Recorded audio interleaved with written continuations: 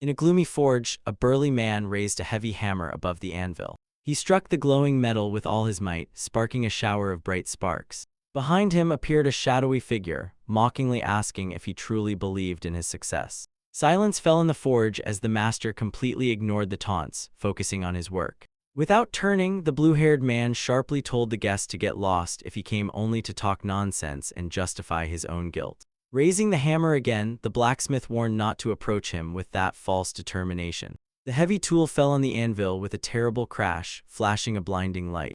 In his memory, a terrible night under the downpour instantly surfaced, where the body of a woman named Saul A. hung lifelessly from a tree. A torn, blood-stained flag fluttered in the wind, symbolizing the complete destruction of their home. The man fell to his knees in despair amid the ruined residence that was once magnificent. He tightly pressed the bloodied body of an older man to himself, hysterically calling for his father. Tears mixed with rain as he released a frantic scream of pain into the sky. A tragic memory was interrupted by the image of a mutilated body lying alone in the dark forest. Returning to the present, the guest laughed scornfully, pointing to the irony. The creator of murder weapons now dreams of revenge. The master's eyes narrowed with cold anger, considering these words an absolute absurdity. He silently closed his eyes, trying to suppress emotions and ignore the cheap provocation. Opening them again, the blacksmith declared with icy calm that he did not care about all contradictions. His gaze flashed with blue light, confirming that determination remains unshakable.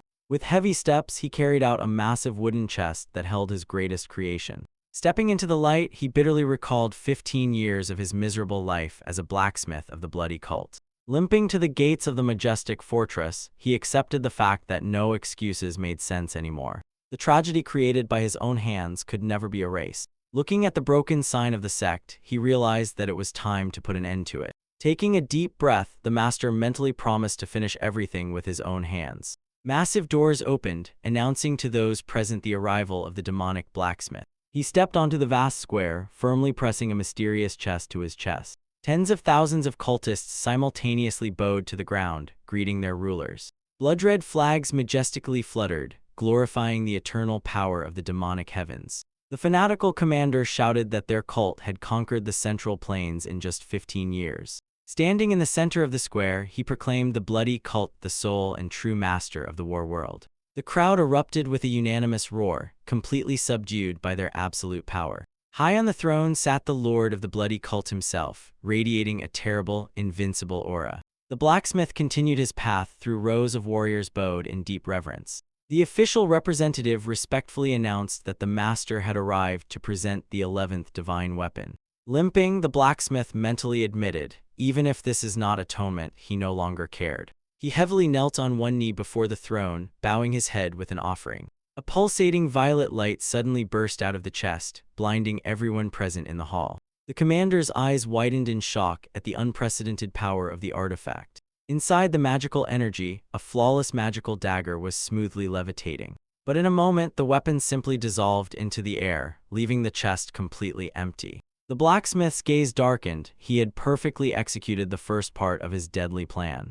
The officer exploded with a demonic aura, realizing the betrayal, and shouted that this would be the end. The space was engulfed by a flash of light as absolute chaos began in the square. The commander shouted in rage, demanding explanations for this pathetic trick. He cursed the blacksmith, calling him worthless trash, while anger burned him from within. A powerful violet shockwave threw the master far backward. A destructive energy stream swept through the square, sweeping away stones and people.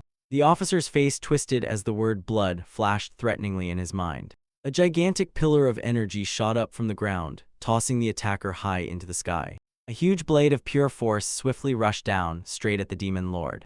Completely unshaken, the lord propped his chin with his hand, watching the attack with boredom. An explosion tore through space, scattering cultists in all directions amid clouds of dust. When the smoke cleared, the officer held his breath in shock. The lord sat completely unharmed, easily blocking the deadly strike with a thin magical shield. Undeterred, the traitor began concentrating a purple lightning bolt in his palm. In response, the lord lazily raised one finger, instantly creating a sphere of deadly black energy. The officer roared, acknowledging that he was using martial arts taught to him by the lord himself. He vowed to burn his life force to ashes for one final, devastating strike. A dense beam of darkness burst from the demon's finger, cutting through the air straight to the target. The Lord's eye gleamed fiercely, radiating absolute oppressive power. With a scream about murder, the officer rushed forward, clutching the pulsating sphere. The cataclysmic collision tore apart the main hall, erasing the boundary between sky and earth. Losing the clash, the struck officer flew down like a stone onto the ruined floor. Residual energy swept away the sect's architecture, leaving behind only ruins. The surviving cultists trembled with horror, unable to understand how someone could possess such divine power. The blacksmith barely stood at the edge of the crater, observing the consequences of his plan. A large puddle of blood began to quickly spread beneath his feet.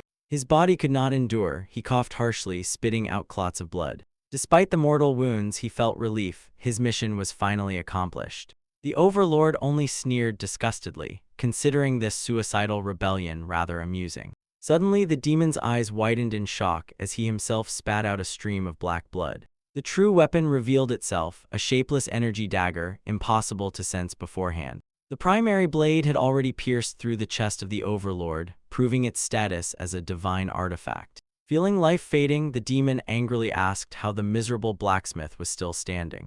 The blacksmith received a powerful blow and was thrown back, choking on his own blood. The Overlord loomed over him, bleeding from the poisonous dagger, and mocked his loyalty. He coldly stated that even for a descendant of the famous Tan clan, this revenge was utterly futile. Holding his broken neck, the blacksmith growled at the demon to shut his filthy mouth. The Overlord grabbed him by the throat, regretfully noting that he would have left him alive if he had even a drop of energy. Gasping, the master spat out his last words, forever cursing his executioner. He swore that this curse would haunt the monster for all eternity. The demon raised his hand with the energy dagger to tear the blacksmith to pieces. At the brink of death, the master's lips silently uttered a secret spell.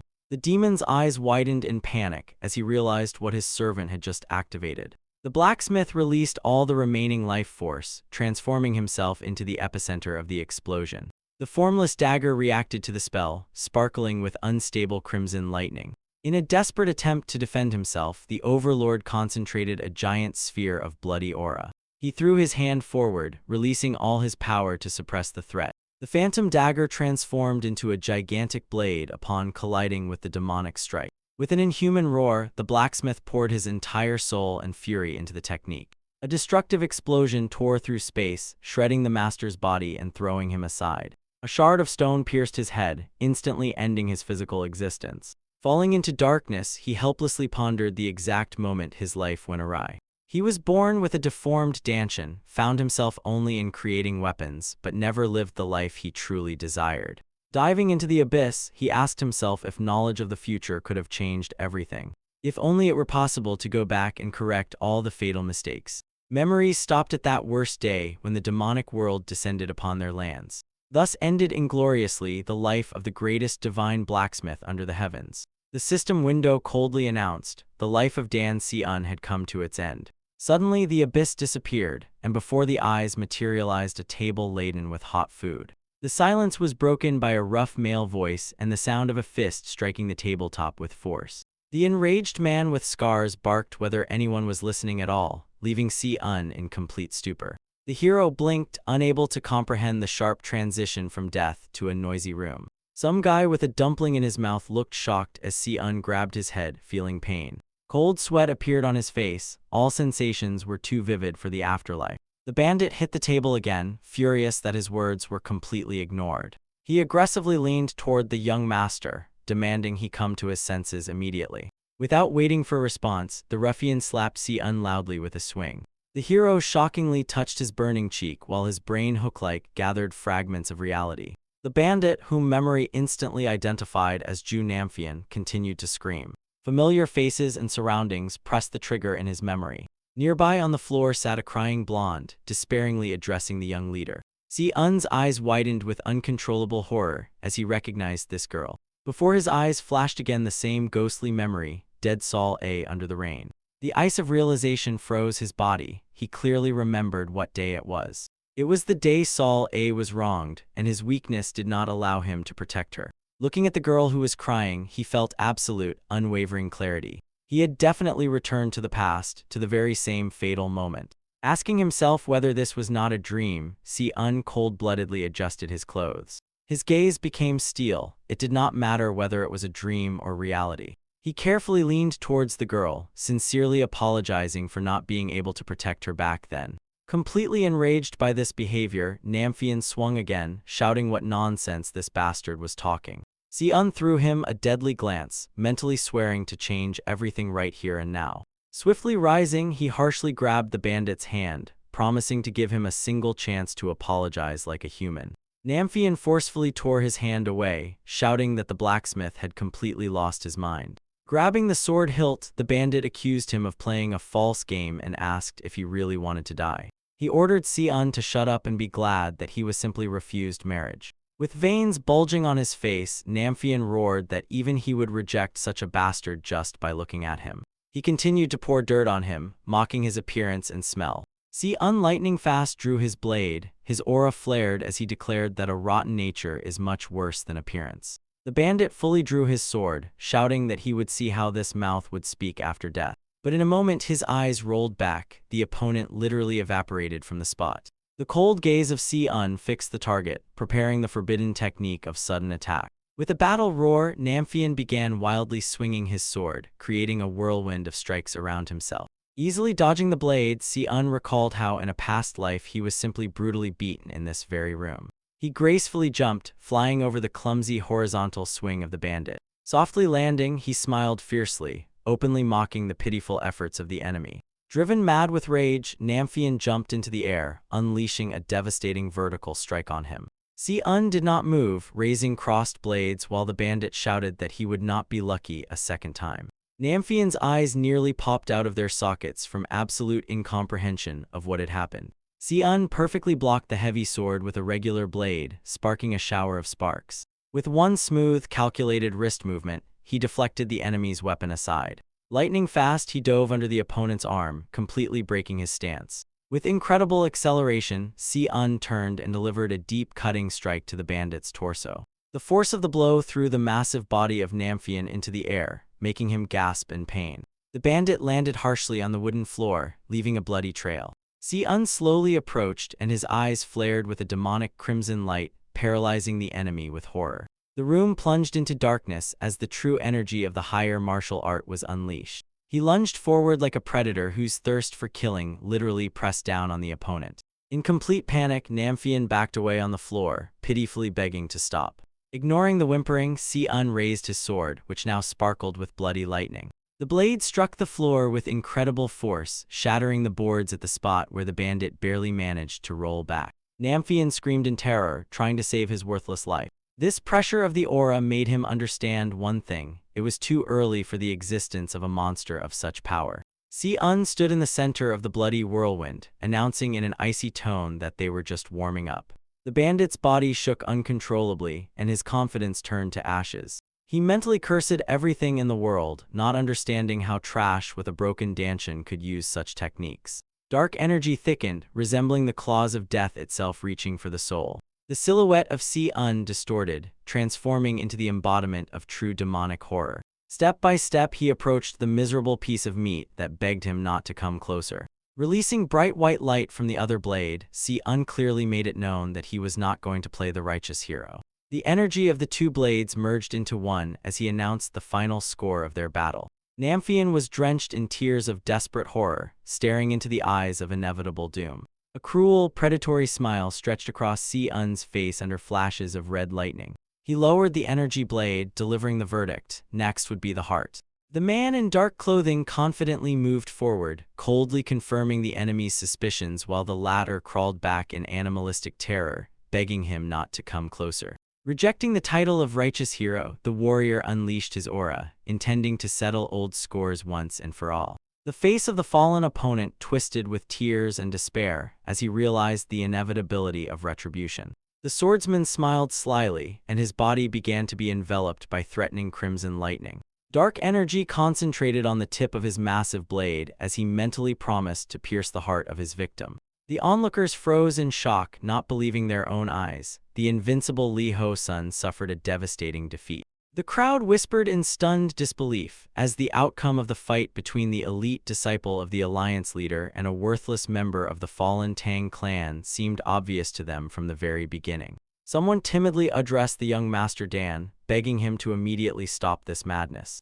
A witness screamed hysterically, instinctively shielding himself from the devastating pressure hanging in the air. Panicked accomplices hurriedly rushed inside the residence, seeking salvation. The victor merely waved them off carelessly, standing with his back still streaming with ominous dark energy. Suddenly, a mysterious sphere on his belt pulsed with a bright purple glow, emitting uncontrolled discharges. Blood treacherously trickled from the corner of his lips, indicating critical overstrain of the body. Clenching his teeth, the young man forced himself to hold on, realizing he had no right to reveal his demonic nature here. Meanwhile, in the corner, a tortured woman cried helplessly, her condition serving as silent proof of the cruelty of the local scoundrels. The wounded opponent again burst into a pitiful scream, demanding that the hero get away and stop his speeches. Instead of answering, the swordsman swiftly closed the distance, delivering a devastating blow with the hilt of his dagger, which sent the enemy flying back with a crunch. His gaze instantly sharpened as instincts sounded the alarm due to the approach of a new threat. The young man barely managed to cross weapons, blocking a sudden, deadly strike from above. From the clash, the floor beneath their feet cracked, and the attacker hung in the air for a moment, pressing down on the warrior's defense with his weight. From the darkness came a stern order to stop, while the young Master Dan, breathing heavily, assessed the situation. The newly arrived squad categorically declared that they would not turn a blind eye to this incident, gradually surrounding the arena. The swordsmen instantly recognized their uniforms. It was the elite guard of the dragon's successor. The squad commander, Sun Yugon, contemptuously called him a freak and drew his sword. The hero's eyes filled with a predatory crimson. He clearly understood that these people had been conspiring with his enemies from the very beginning. Memory helpfully recalled the fact that these warriors, together with Li Ho-sun, would become the worst traitors of the combat alliance in the future. Their names will forever be engraved in history as synonyms of treachery and dishonor. Memories of the Sichuan bloody incident flashed instantly in his mind, painting gruesome scenes of a massacre in the bamboo forest. Because of their betrayal, 30% of all alliance forces were destroyed in an instant, and the land was soaked with blood. His gaze became deadly cold, and a barely noticeable dark aura began to separate from his body. Having made a final decision, he mentally swore to eliminate these traitors right here and now. The commander brazenly asked what would happen if the dragon guard refused to ignore the beating. Pointing at the bloodied Li Ho-sun, Sun Wugon arrogantly stated that he was not even an official disciple yet, so they had no right to intervene. The commander's face suddenly stretched in surprise when he realized his fatal slip of the tongue. The swordsman coldly noted that Li Ho-sun was still on probation, and logically asked how ordinary guards could know such secret details.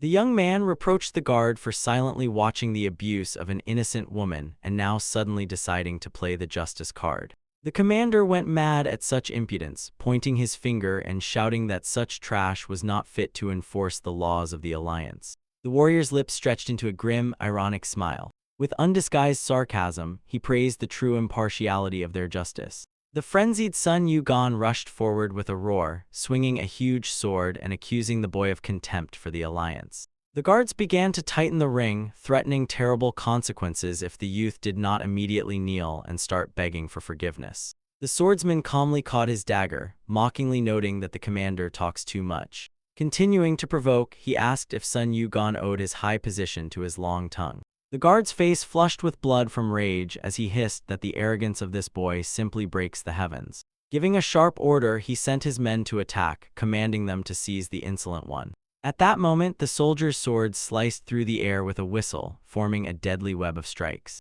The youth instantly assessed the situation. 3 first-class fighters stood against him at once. He easily repelled the first attack, meeting the massive blade with a loud metallic clang. Sparks scattered in all directions as the weapons crossed closely, testing the physical strength of both opponents. With a lightning-fast spin, the hero dodged a side strike, allowing the enemy's blade to pass a millimeter from him. Another attacker tried to strike from behind, but the youth sensed the movement in time and sharply turned around. A heavy sword whistled right above his head. The boy barely managed to lean back, saving his life.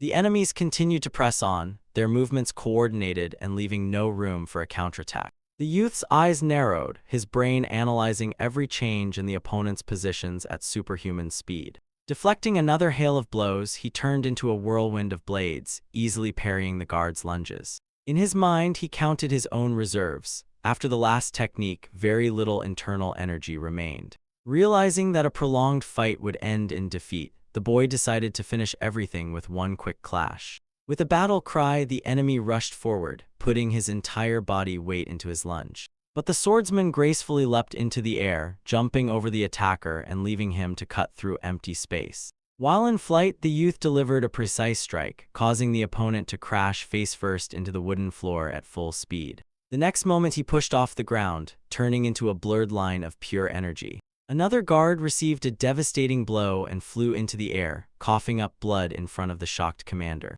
The youth's blade continued its deadly dance, leaving behind only bright flashes of light. Sun Wukong gritted his teeth in rage, realizing that this boy was just playing with his elite squad. Filled with anger, the commander sharply pushed off the floor with his foot, deciding to deal with the insolent one personally. He jumped incredibly high, looming over the hero like a predator before a fatal strike. The eyes of one of the guards widened in horror when he felt the true aura of the youth, calling him a monster. In panic, the subordinate even shouted at his target to tone down the fervor. But Sun Wukong, with burning eyes, unleashed his massive kick directly on the hero, trying to crush him. The collision was so powerful that the boy spat blood and flew sideways with a crash. The youth's body slammed into the floor, leaving behind a deep crater of debris and a cloud of dust. He barely lifted his head, wiping blood from his chin, while above him loomed the ominous figure of the victor. Sun Wukong contemptuously pointed his sword at the fallen one, asking how such a wretch dared to cause such a mess. He disdainfully said that the place of third-rate trash was only under his feet. The commander continued his arrogant lectures, asking if the youth realized the cost of such shameful behavior. The hero only sighed quietly, noticing that it was impossible to rest properly because of their noise. Rising to his feet, he clenched his fists until they cracked, his gaze becoming incredibly focused again. The warrior's face tensed. Having no other choice, he made the painful decision to forcibly open his upper dantian. The space around him exploded with concentrated energy, causing Sun Wukong to recoil in shock. Regaining his balance, the commander confidently declared that no trickery would change the final outcome. The young man, now wrapped in sparkling blue lightning, coldly ordered him to stop babbling and accept the fight. His dagger vibrated, absorbing so much energy that it began to glow brightly in the dimness of the residence. The commander, whose sword was also covered with a green aura, stated that the boy was truly seeking death. Sun Wukong lunged forward, promising to immediately fulfill this death wish. But the warrior stood unshaken. Powerful discharges danced on his body, preparing him for the perfect strike. Suddenly, the space distorted, and before the commander materialized a huge, magic-filled ephemeral blade. The boy froze in shock, recognizing this technique, the formless dagger, which under no circumstances should have appeared here. An invisible force threw Sun Wukong back, tossing him like a broken doll. Recalling the past, the young man shuddered as he realized that this very weapon had once pierced his dantian, and now its appearance was destroying all logic of events.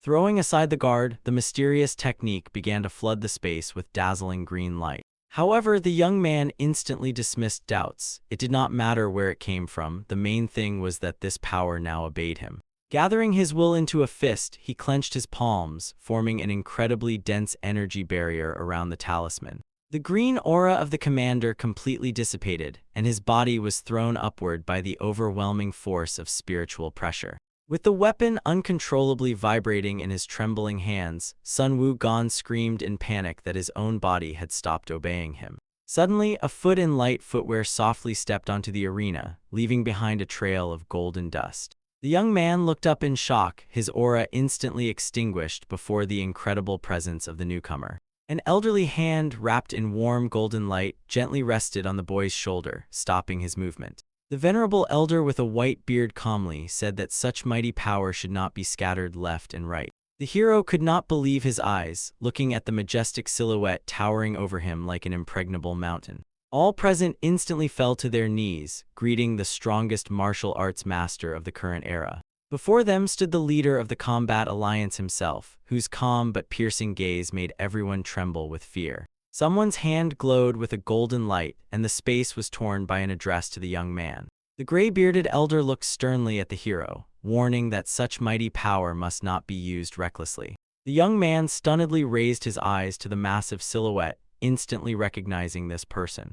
All present fell to their knees, greeting the strongest warrior of the era and the leader of the alliance. The ruler of the combat alliance silently towered over the hero, radiating absolute authority. It was the Sword Emperor Yu Jinhak. The young man's face tensed with the realization of the scale of the threat. Sun rays illuminated his focused gaze and drops of sweat on his cheeks. The war with the bloody cult was gaining momentum, and the defeat of the alliance seemed inevitable. The bloody chaos on the battlefield was taking the lives of dozens of fighters. The wounded swordsman of the Yuden clan, clutching the broken blade in his teeth, fought desperately to the end, proving that their sect was different from the others. The Sword Emperor, guardian of the righteous path, took up arms again every day. His legendary path was cut short only by the divine weapon created by the youth. The hero's hand tightly gripped the dagger's hilt. The purple blade hung in the air while the warrior mentally ordered himself to discard unnecessary sentiments. Even the bloody demon at his time did not sense the presence of the formless dagger. A drop of sweat rolled down the youth's temple. The situation had gotten out of control. The tension in the hall rose to a critical level. The old leader frowned, barely audibly saying that all this was extremely strange. His piercing gaze analyzed every detail of the battle. The auras of those present contracted under the pressure of the great master.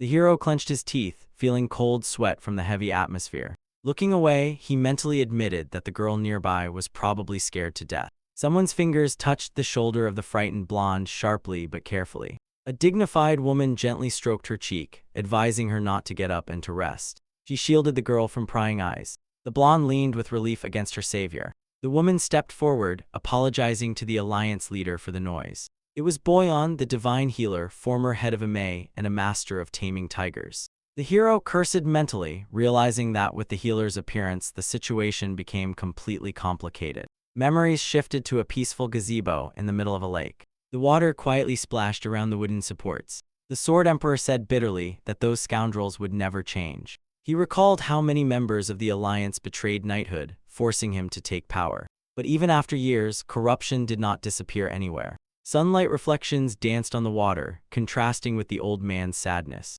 The woman slammed the bowl on the table with a bang, calling him a stupid donkey. The drink spilled from the sharp blow. She sternly ordered him to stop carrying the entire burden alone. The healer advised to retire and spend the remaining days drinking wine. The old man silently accepted her reproach. The gazebo continued to drown in the sun rays. The wind lightly stirred the lotuses on the pond. Their conversation dissolved into silence. The lake regained its mirror-like smoothness. Returning to reality, Boyan addressed the old man, wondering how such a massacre was even possible. Her gaze caught on the wounds of the fallen enemies. The woman leaned closer to the bloodied body. Examining the wounds, the healer confirmed the accuracy of her guesses. She sharply turned to the young man, asking if he really used the throwing technique. The Sword Emperor's eyes narrowed predatory. The hero instantly grouped with daggers as enemies gathered around. One of the wounded fighters shouted that the wounds on their bodies were too serious. The man gasped for air, bleeding. Every movement of his was accompanied by pain.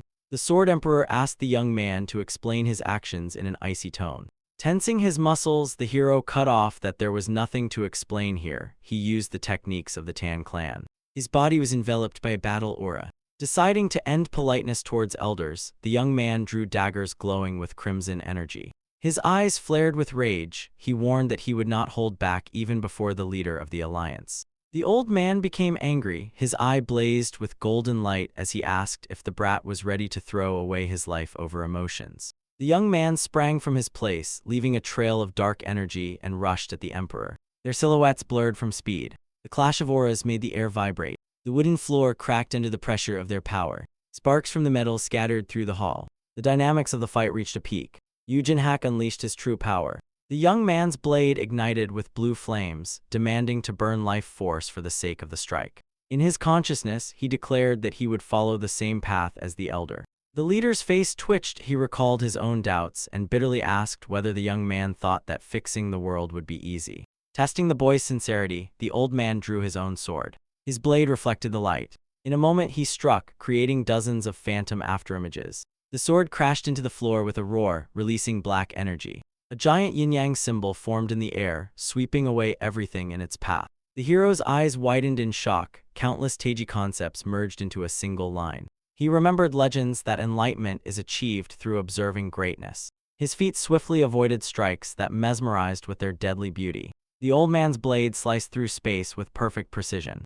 The young man caught himself thinking that he wouldn't mind dying by such a perfect blade. This style embodied the philosophy of the Wudang clan, destructive power in absolute softness. Suddenly, the old man let out a deafening roar. He sharply pressed the blade to the throat of the traitor Li Ho-sun, who was lying on the floor. The beaten enemy's face distorted with horror, and he pitifully squeaked to the master. Ho-sun trembled, not daring to blink. Cold sweat covered his dirty face. The pressure of the emperor's aura destroyed his will. Looking at the reflection in the blade, the old man asked what chivalry this bastard possessed. The one-armed traitor began to justify himself, shouting that he also risked his life because of the youth. The emperor's face twisted. He barked for him to be silent, or else his ears would rot from lies. Clumsy attempts to evoke pity failed. The old man abruptly turned away, and the wretch exhaled a thankful sigh of relief. However, the leader threw over his shoulder that he had never had such a shameful student.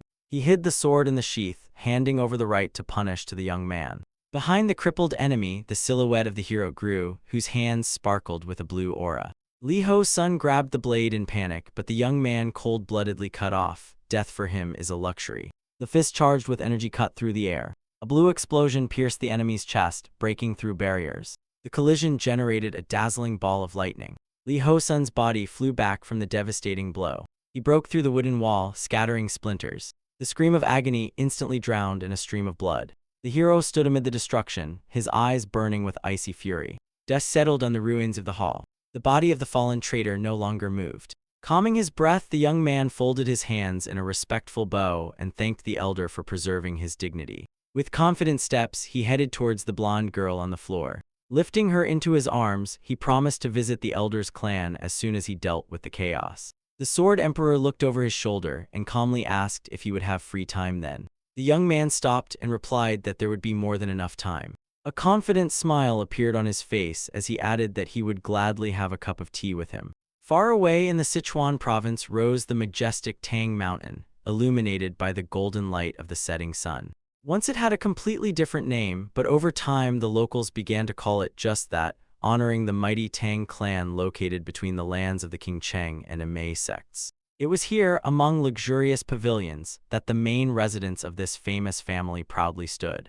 However, their fame proved short-lived, and the once great clan, having lost its place among the 7 great houses, declined to the status of an ordinary mid-level faction. This harsh reality persisted to this day, reflected in the tired but determined look of the man. The worried woman asked the senior companion if everything would be all right, noting that the clan leader should not move now. Her face changed instantly, sternly ordering her squad to listen to her carefully. Dan Siren, the elder sister of Si-won, radiated unwavering confidence and natural authority. A large crowd of subordinates lined up before her, and she gave an unequivocal order for immediate departure.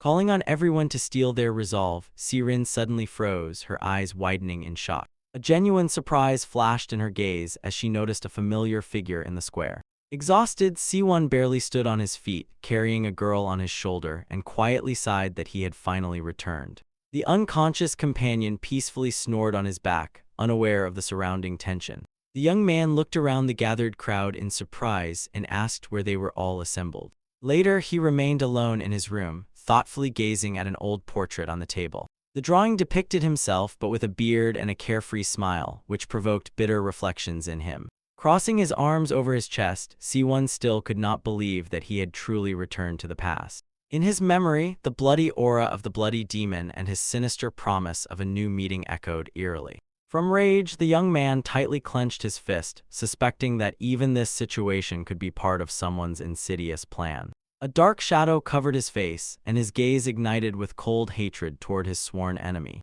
Taking a decisive step forward, Si-won mentally promised to make the opponent bitterly regret everything. His aura flared with new strength as he vowed to himself that this new life would follow a completely different scenario. The young man approached a large wooden cabinet, examining the shelves filled with old scrolls.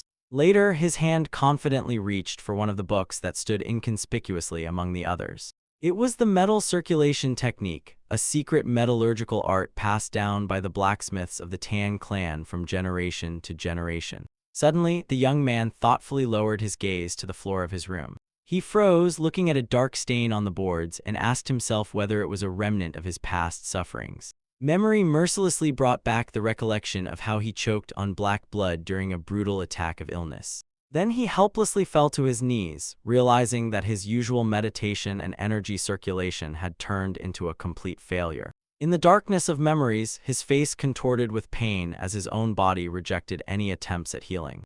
Understanding that his deformed Danshin perceived internal energy as poison, Siwon barely stood on his feet from unbearable torment. Wiping blood from his lips, he snarled fiercely, realizing he had no choice but to stubbornly move forward.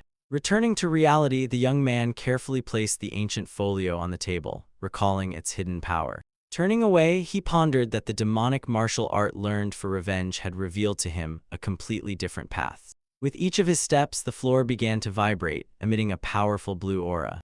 Blue energy whirlpools enveloped his body, reminding him of the curse of the deformed Danshin that tormented him even before his return. The light flashed brighter, emphasizing the bitter truth: none of the known methods could remove this brand. However, now his energy center pulsed with a pure, stable glow, fully obeying the will of its master. With a sharp movement, Siwon thrust his fist forward, cutting through the air with a powerful stream of force. The strike unleashed a colossal wave of energy that tore through space with a dazzling flash. His eyes glinted coldly, attentively observing the destructive effect of his own new power. Slowly relaxing his stance, the young man allowed the shining aura to gradually dissipate.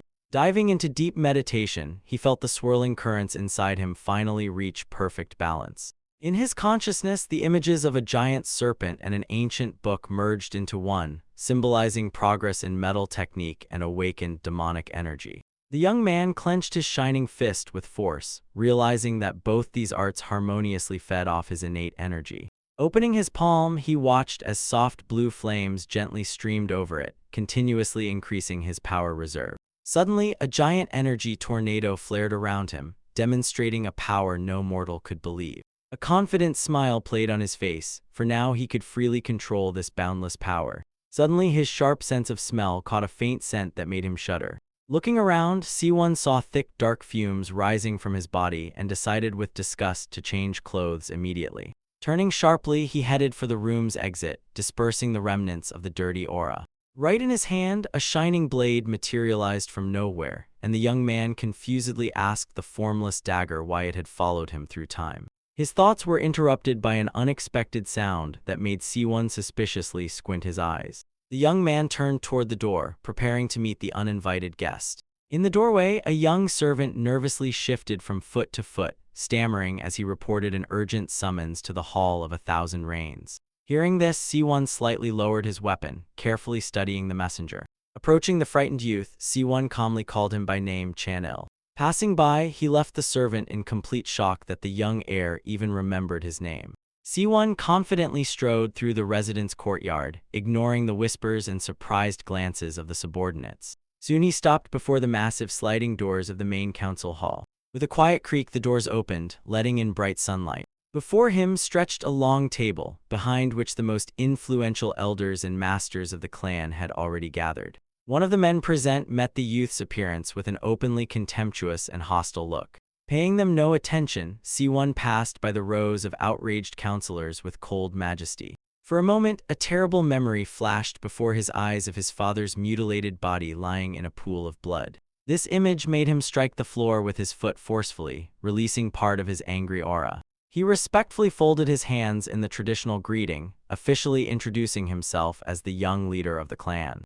The invisible tension in the room contrasted with his memories of the night when he screamed in helplessness under the bloody moon. Lowering his gaze, he hid his true emotions behind the thick shadow of his long hair. When the young man raised his head again, his eyes dangerously flashed gold, and he firmly declared that he had arrived by order. At the head of the table sat his father, Dan Muyal, who in an authoritative tone allowed his son to stand. Carrying out the order, Siwon straightened up, watching the reaction of the elders with the corner of his eye. The advisors drilled his back with their gazes, wondering where this failure had gotten so much unwavering confidence. Casting a calm look over the hall, the young man suggested they continue the heated discussion about the two deadly poisons. One of the elders sharply raised his hand, demanding silence to take the floor. It was Dan Hoyal, the chief escort of the Manhwa agency, whose face showed undisguised arrogance. Striking the table forcefully, he sternly reminded Sewon of the seriousness of the incident he had recently provoked. Addressing the clan leader, Hoyal unconditionally began demanding to send the young man to the Hall of Justice of the Martial Alliance. Behind these righteous words, Sewon clearly saw the true nature of the man, a greedy monster ready to sell his own kin for a handful of jewels. The young man's eyes dangerously narrowed as he carefully listened to this treacherous verdict. Proudly towering over the insolent elder, Sewon mentally made an unbreakable vow to take everything from these traitors to the last drop.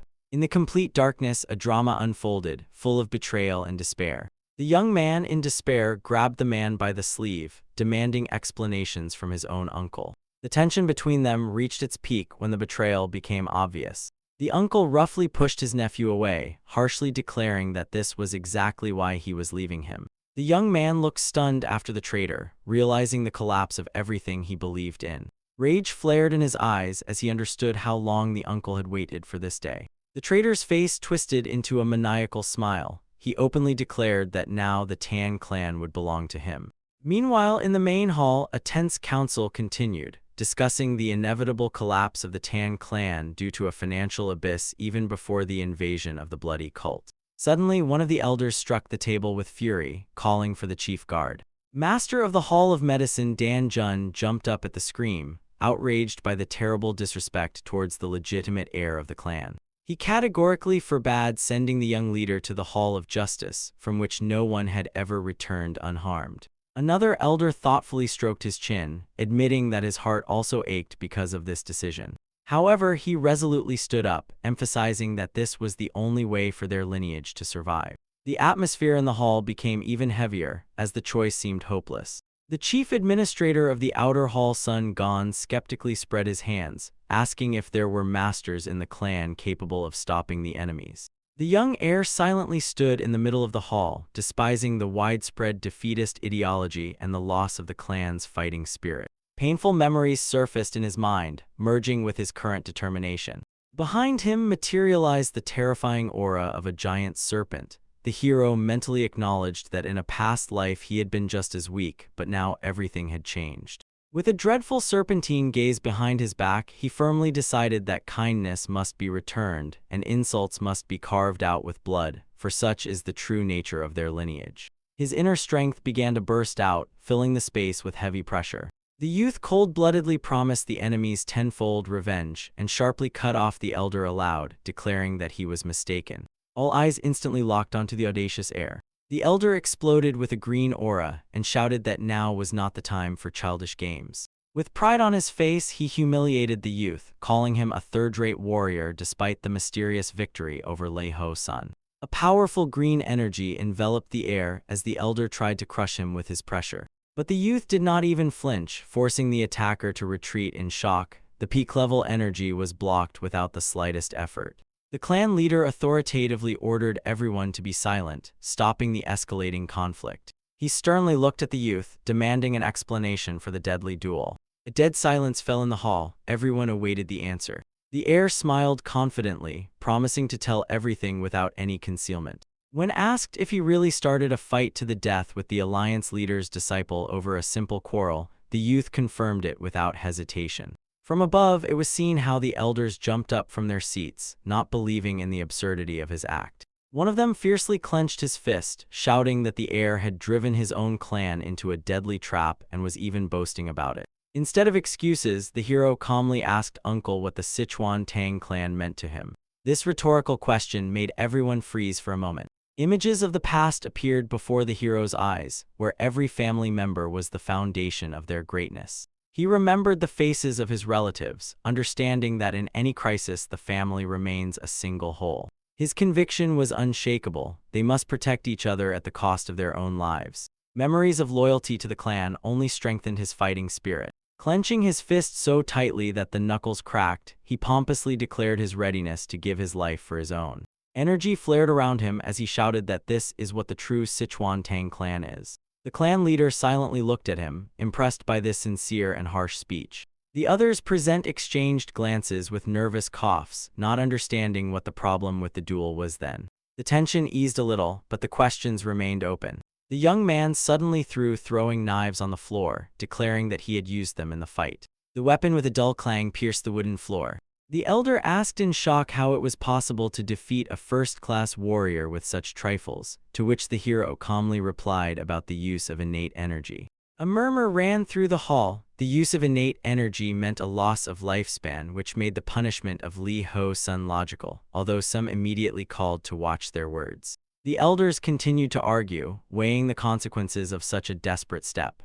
The conversations grew louder and louder, turning into complete chaos. Everyone tried to prove their point, ignoring the arguments of others. Suddenly, one of the elders accused the young man of lying, but his shout was sharply interrupted by a messenger who burst into the hall in horror.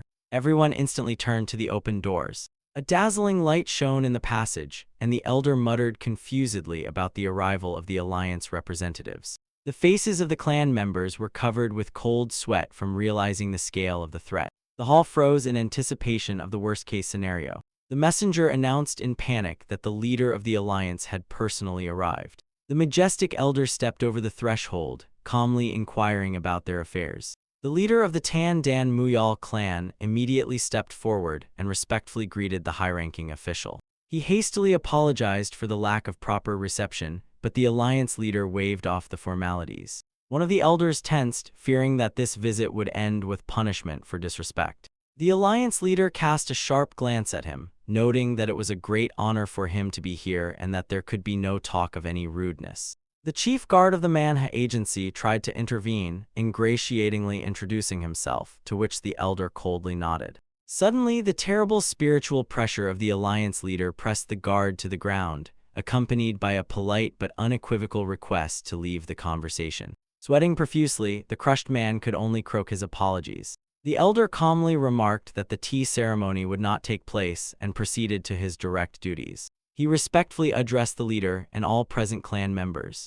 To the great shock of all present, the most powerful person in the Alliance bowed low, offering sincere apologies on behalf of the entire organization. The elders were left speechless when the elder admitted his fault in not properly teaching the apprentice and not preventing the conflict. This unprecedented gesture broke all the tension in the hall, turning the situation upside down. The leader of the Tan clan nobly replied that their clan also did not take actions to uphold justice. He officially refused to accept any compensation for this incident. Instead, the clan leader folded his hands in a respectful gesture, begging for only one thing, that the Alliance would not allow the truth about these events to be distorted.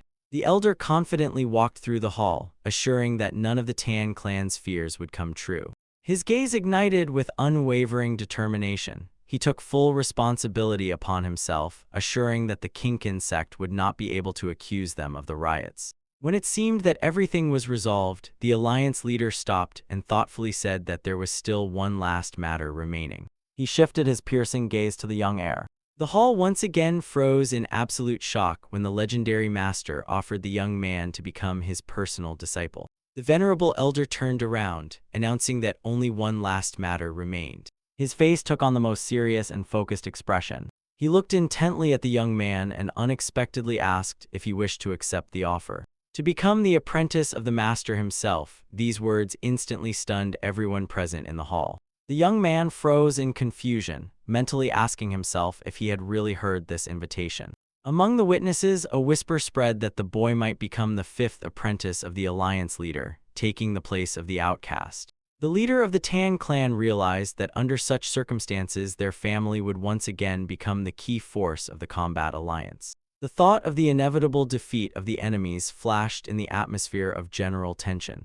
The young man only gave a crooked smile, which caused surprise regarding such a free emotional reaction. The old master said with satisfaction that he had finally seen on his face an expression characteristic of his young age. However, the boy calmly but firmly stated that he was forced to decline such a generous offer. Until that moment, the Alliance leader was so confident of agreement that he had already ordered preparations for tomorrow's departure to Kaifeng. Hearing the refusal, the gray-haired master stared at him in a state of absolute shock. Admitting that it was the first time he had been refused, the elder asked for explanations, to which the boy replied that in the future he would represent only his own clan. The young man folded his hands in a respectful gesture, emphasizing that just as the master was devoted to Yuden, he had his own path.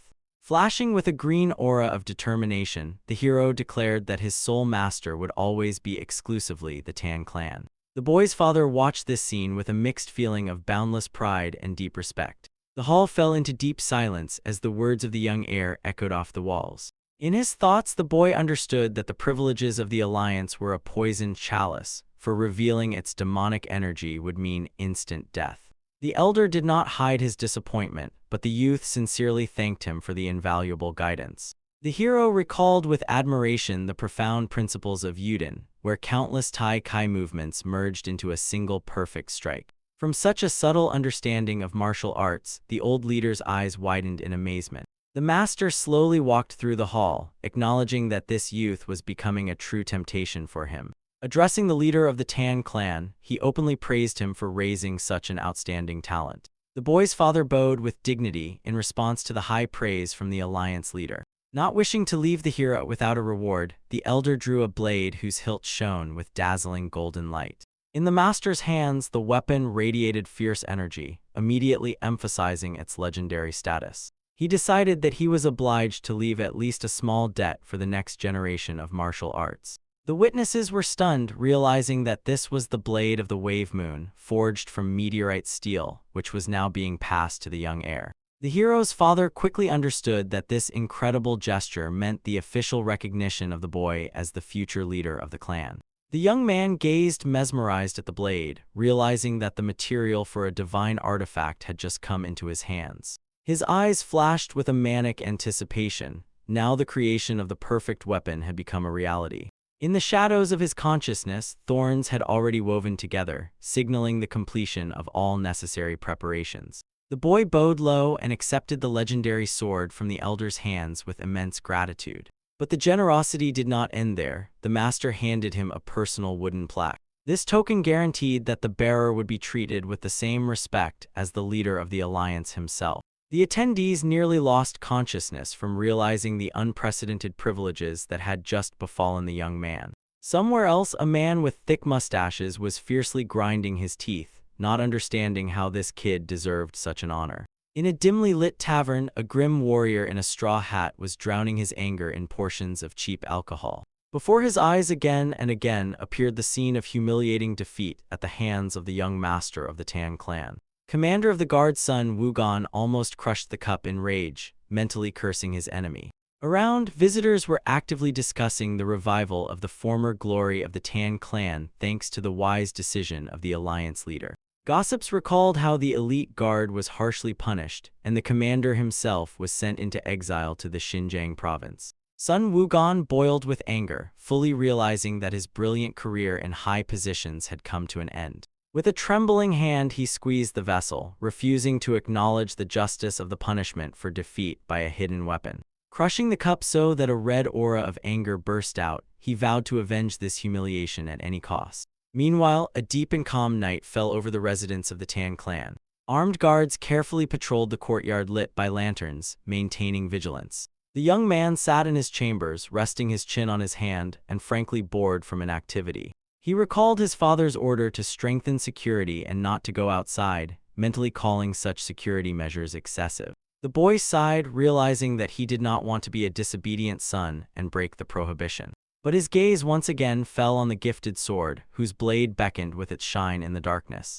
Realizing that he could not just waste precious time, he made a final decision. The young man confidently grasped the hilt of his new blade, preparing for action. His lips stretched into a fragile smile as the blade quietly left the sheath with a soft chime. The next moment he burst out of the room with a swift jerk, leaving behind only a powerful gust of wind. Outside, the guards continued their watch, unaware of the presence of their young leader. One of the guards froze for a moment, instinctively sensing a barely noticeable movement of air nearby. But the young man, like a true ghost, silently slipped past their backs into the thick shadows. A bright flash of light energy illuminated the darkness as the boy used a movement technique. A golden aura completely enveloped his body during a gigantic, lightning-fast leap over the manor roofs. In flight, he analyzed the weaknesses of the combat squad and decided to immediately head to the forge to create his own perfect weapon. Softly landing, he raised a cloud of dust, perfectly controlling the inertia of the fall. From the height of the hill, he glanced over the sleeping settlement of his clan, which was shrouded in the night fog.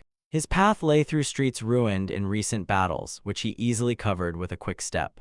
Clenching his teeth, he mentally addressed the invisible enemies, promising them that there was very little time left to wait. Looking at the night sky, the hero felt the spirit of past, glorious times awakening within him. Enveloped in blue energy, he vowed to make his clan even mightier than in the days of its greatest flourishing. Stopping in front of the massive building, he resolutely declared that the first wave of great changes would begin here. The boy firmly gripped the hilt of his sword, standing right before the entrance to the Hall of 10,000 Irons. Understanding that usually one is admitted here only with permission, he decided to take the risk, blaming it all on the late hour. But as soon as he touched the door, his hand froze from complete surprise. Before him, as if rising from the ground, stood a gigantic muscular man who grimly inquired about the reason for such a late visit. The youth respectfully greeted the master of the hall, inwardly cursing his luck for meeting exactly the person he wanted to avoid. A cold sweat ran down his back, for before him stood the greatest elder, whom even his father treated with absolute respect. This key family member did not have the surname Tan, but was the absolute master of all blacksmiths and the unquestioned ruler of this forge. The gigantic, scarred figure of the craftsman of the Black Hand, Gu Yanyan, loomed over the young man, radiating incredible strength and authority. Before the young man stood a muscular blacksmith who suspiciously inquired about the reason for his so late visit. Si-un folded his hands and respectfully greeted the master of the Hall of 10,000 Ironworks. In his mind, the hero cursed himself, for he had encountered exactly the person he most wanted to avoid. Before him stood the most outstanding elder of the clan, to whom even his father showed deep respect. A deep scar crossed his muscular shoulder, reminding of the status of a key member of the Tan clan, although he did not bear that famous surname. He was the lord of all blacksmiths of the Tan clan and the absolute owner of the Hall of 10,000 Ironworks. Master of the Black Hand, the majestic Gu Yanyan, breathing heavily, looked at the young man. The elder devoted himself entirely to the clan thanks to connections with the previous leader, but always strictly maintained neutrality and indifference to internal political intrigues. The hero's memory vividly recalled the fateful day when the Manhwa security agency gained its independence. Then this devoted creator of divine swords left the clan forever together with Dan Ho Yal. That day, without saying a single word, the blacksmith only cast a look full of burning resentment at him and silently turned away. Si-un did not understand the reason for this groundless hatred, but the inevitability of those cold eyes was forever etched in his memory. Deciding to temporarily postpone his plans, the young man politely apologized for the late intrusion. However, he immediately added that he came here to promptly implement a sudden urgent idea. Surprisingly, Gu Yanyan calmly closed his eyes and dryly allowed him to act. Confused by such consent, the young man asked again, and the master firmly repeated his permission. Looking back, the blacksmith sternly ordered someone to stop hiding and come out to meet him. From behind the door, a girl timidly peeked out, joyfully announcing the arrival of the young leader. She shyly stepped over the threshold, hiding in the shadows. Her face twitched and her eyes instantly filled with tears from the overwhelming emotions. Si-un smiled gently, confessing that the greatest relief for him was that she remained alive. Gu Yanyan reminded the girl of the leader's strict prohibition to go out for 7 days and admitted that without the young man's intervention, the consequences would have been terrible. Suddenly, the master moved forward, ordering the girl not to disturb the boy and to follow him immediately. Surprised, Si-un watched them go, promising himself to properly repay for access to the forge, which for the martial arts master was more valuable than any weapon. A sudden suspicion flashed in his mind whether these two had been closely acquainted before. At the door, Gu Yanyan stopped abruptly, calling out to the young leader. In the semi-darkness, the elder's face looked extremely tense and thoughtful. Having not dared to voice his thought, the blacksmith waved it off and walked away. The hero remained alone in front of the entrance to the forge, looking confusedly into the darkness. Throwing unnecessary thoughts out of his head, he decided to fully concentrate on his mission. The young man decisively stepped forward, understanding that he had no right to miss such a rare opportunity. In the world of martial arts, there was a philosophical idea that for a true master, a weapon becomes only a tool, not the ultimate goal. However, Si-un considered this statement an absolute nonsense detached from reality. Looking at the blades hanging on the walls, he knew for sure there are divine artifacts whose power surpasses any martial arts. Disappointedly glancing at the sword of average quality, he mentally criticized the pitiful skills of this overrated Zalu. The young man pulled a massive black blade from its sheath, doubting that it was truly the work of the master himself. Walking past the weapon racks, he acknowledged the blacksmith's title, but for his grand ambitions, this arsenal was critically insufficient. The boy's face darkened at the mention that the mighty blood cult possessed numerous demonic weapons even without his help. Images of a bloody past and inevitable catastrophe surfaced painfully in his memory. Resolutely shedding his outer garment, Si-un decided to create artifacts capable of completely crushing the enemy's forces. He pulled on tight black leather gloves, although this was usually categorically not practiced in blacksmithing. Thin fingers confidently adjusted the equipment, preparing for delicate work. The hero sharply plunged the sword into the blazing forge, declaring that this would not be ordinary forging. Bright reflections of the flame wildly danced on his focused, unwavering face. His gaze became cold and detached, instantly plunging into the darkest depths of memory. The memories cruelly transported him to the distant past, to a previous world that became his bitter past life. Former joy from the discovery of the ability to create divine artifacts was trampled by the sudden and massive invasion of the blood cult. He clearly remembered waking up with a splitting headache, completely unaware of where he was. Around him towered only walls destroyed to rubble and mountains of smoking debris. Exhausted and broken, the hero screamed madly at the skies under the pouring rain, choking on despair. His despair quickly turned into blind rage, forcing him to grit his teeth painfully. Finding himself in a dark prison, he realized with animal terror the reality of his hopeless imprisonment. Heavy metal chains did not allow him even to move in the cramped, cold cell. From the darkness emerged a terrifying figure searching for a unique metallurgist capable of forging divine artifacts. It was the Blood Demon himself, a living legend whose power could be comprehended only by the founder of the Tan clan. The demon mockingly acknowledged the captive's skill, while Si-un, chained to the floor, wheezed merciless promises to kill him. Losing control, the young man rushed at the mighty enemy in a furious burst of anger. However, his desperate attack was instantly and extremely cruelly stopped. A powerful blow threw him backward, forcing him to fall helplessly upside down. With eyes ominously burning with a bloody light, the demon offered an ultimatum: to forge a sword in exchange for his own life. Bleeding, the enraged Si-un cursed him, categorically refusing to obey. In response, the villain irritably and mercilessly plunged his blade into the stone floor. In a calm, icy tone, he asked if the young man truly did not care at all about the fate of the remnants of his slaughtered clan. Leaving the stunned Si-un behind, the demon turned around, throwing out that he did not care about the prisoner's fate. Retreating into the darkness, the enemy confidently added that the unification of the world of martial arts was only a matter of time, even without legendary artifacts. Left alone before the shining sword, the young man realized the full cruelty of the enemy, but hope for the rescue of his relatives made him hesitate. Clenching his fists until the knuckles whitened, he made his hardest life decision.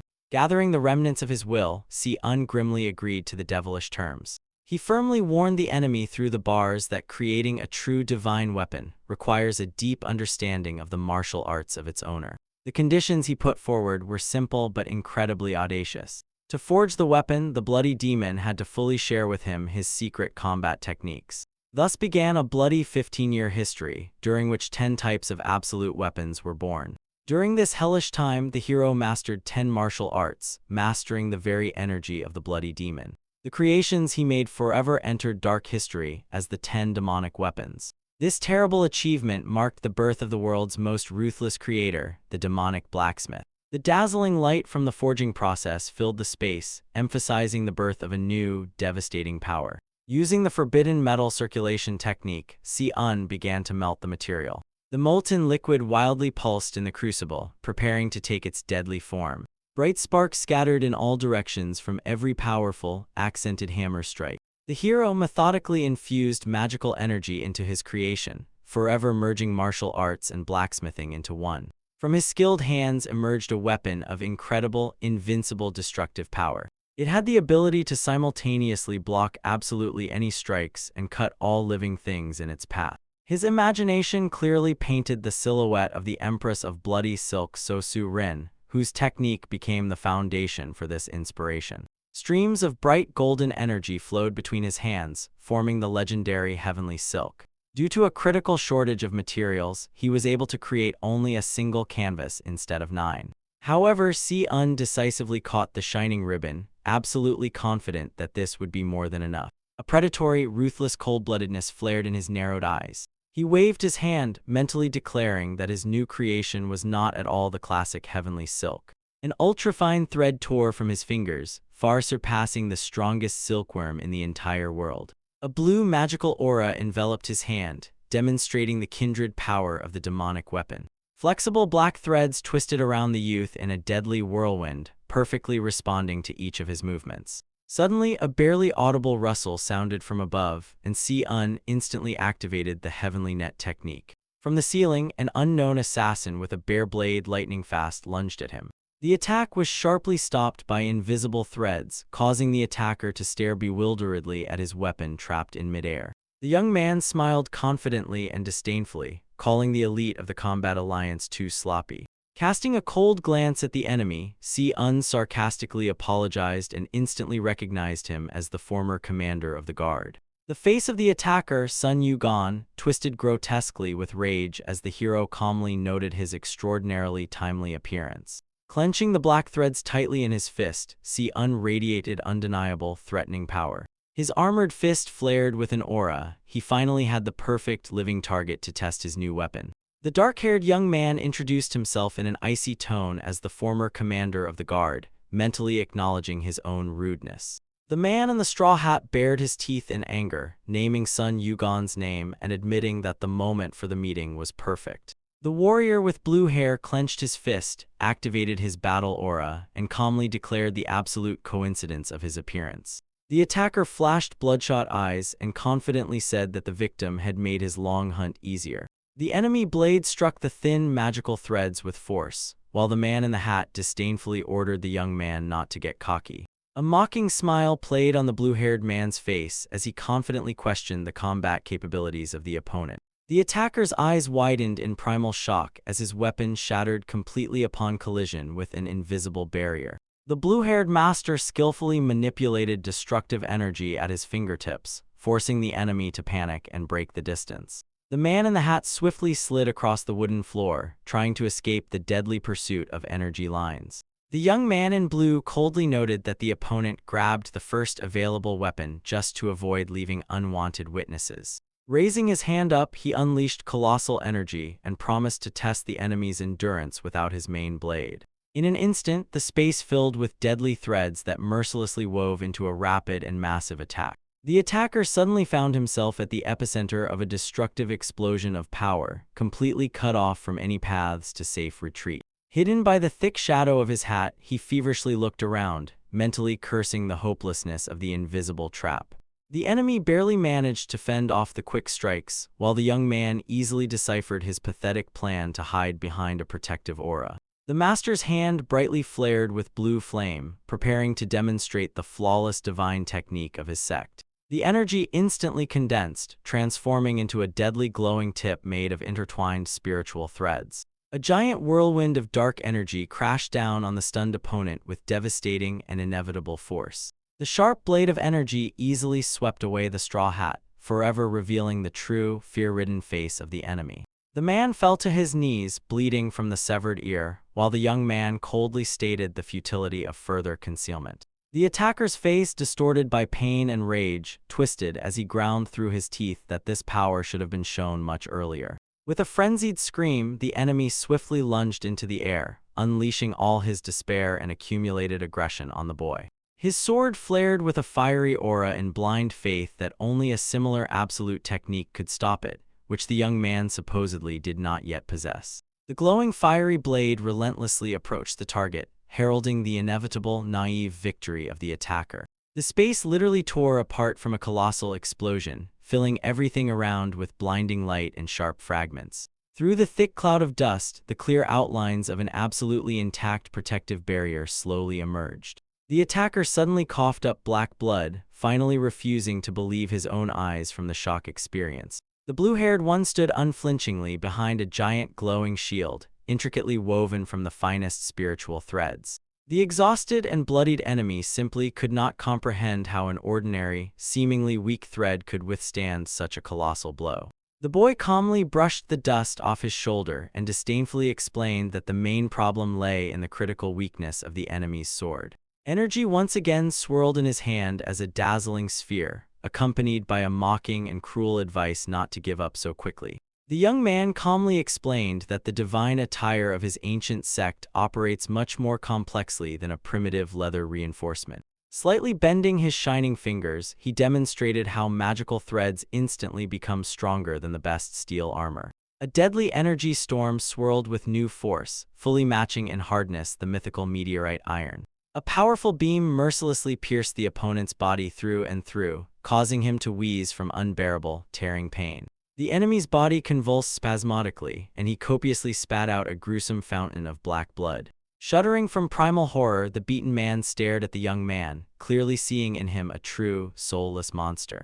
The silhouette of the blue-haired one ominously drowned in a blood-red aura as he coldly mocked the chasm between the enemy's ambitions and skills. The attacker was finally paralyzed by fear from the bitter realization that such incredible power belonged to an ordinary, at first glance, novice. The boy suddenly stopped the magic, emotionlessly promising to leave the enemy alive only for the inevitable judgment of the Hall of Law. However, his eyes gleamed predatory with a sadistic fire as he decided to have some fun and aloud recalled the grim fate of Li Ho-sun. Memories of cruel, inhuman tortures made the enemy pale and tremble from genuine animal terror. Clearly understanding the prospect of remaining a miserable cripple with a destroyed core, he desperately fled. The blue-haired one froze for a moment, only slightly surprised by such a swift but absolutely predictable cowardly reaction. The blast wave scattered the protective threads in all directions, brightly testifying to the successful, desperate breakthrough and escape of the victim. A huge hole formed in the roof through which the moon shone dimly, leaving the young man openly disappointed by the lack of worthy resistance. The boy slowly sank onto the ruined floor and sighed irritably, admitting that such behavior was simply unbearably annoying. The night silence was now disturbed only by the ominous rustle of the dense thickets of the deep black bamboo forest. The fugitive desperately pushed through the hard bamboo, gasping cold air and dripping with cold sweat. He repeatedly cursed in his mind his shameful escape from the one he had recently considered an ordinary second-rate warrior. However, before his fear-widened eyes still stood the bloody, absolutely demonic gaze of the invincible opponent. Exhausted and broken, the man heavily sank to the ground, admitting that he had spent the last crumbs of energy on the technique of rapid movement. Clenching the pitiful shard of the sword, the traitor finally realized that his only path to survival now was to join the faction of evil. A cunning smile flashed across his dirty face. The profitable sale of secret information could guarantee him a high position there. Sweet fantasies were abruptly interrupted by an icy voice, which coldly stated from the darkness that traitors never change their nature. The blue-haired man slowly stepped out of the dense shadow, openly mocking the stupidity of the fugitive who chose this very forest for his hiding place. The gaze of his red eyes pierced the soul through and through as he reminded of the incredible steel strength of the surrounding black bamboo. The fugitive instantly sprang from his place in a panic attack, horrified to realize that there was no longer energy for a full-fledged sword aura. He gripped the broken blade tighter, desperately hoping to deliver at least one decisive piercing strike in the leap. The young man calmly stood in the center of his energy web, while the enemy in flight mentally aimed straight at his heart. Suddenly, the attacker's foot harshly stepped on an invisible barrier, instantly and mercilessly cutting off his last desperate attack. The world flipped upside down, a hidden cunning trap of threads sharply threw him high into the night air. The blue-haired man's face stretched into a merciless, predatory smile as he sharply pulled on his invisible strings. The enemy's body crashed with incredible noise into the hard ground, knocking absolutely all the air out of his lungs. Thin threads, like living snakes, instantly entwined the thick bamboo trunks and the body of the defeated broken by the blow. The man screamed painfully, finding himself completely helpless and harshly crucified in the shining energy net. The victor slowly approached and without a trace of emotion reminded that his heavenly net never lets go of the caught prey. The enemy was securely immobilized among the trees, and any further physical resistance lost absolutely all meaning. Hanging on strong magical threads, the crushed man mentally cursed this mad and merciless monster in despair. From his broken, bloodied lips escaped a pitiful, trembling plea for mercy. The blue-haired one looked at him with absolute icy disgust, calling him worthless and useless trash without hesitation. The young man sharply released the tension of the threads, causing the enemy to fall heavily face down under the stern order to never cross his path again. The broken man feverishly bowed to the damp earth, gasping with false gratitude to his supposedly merciful lord.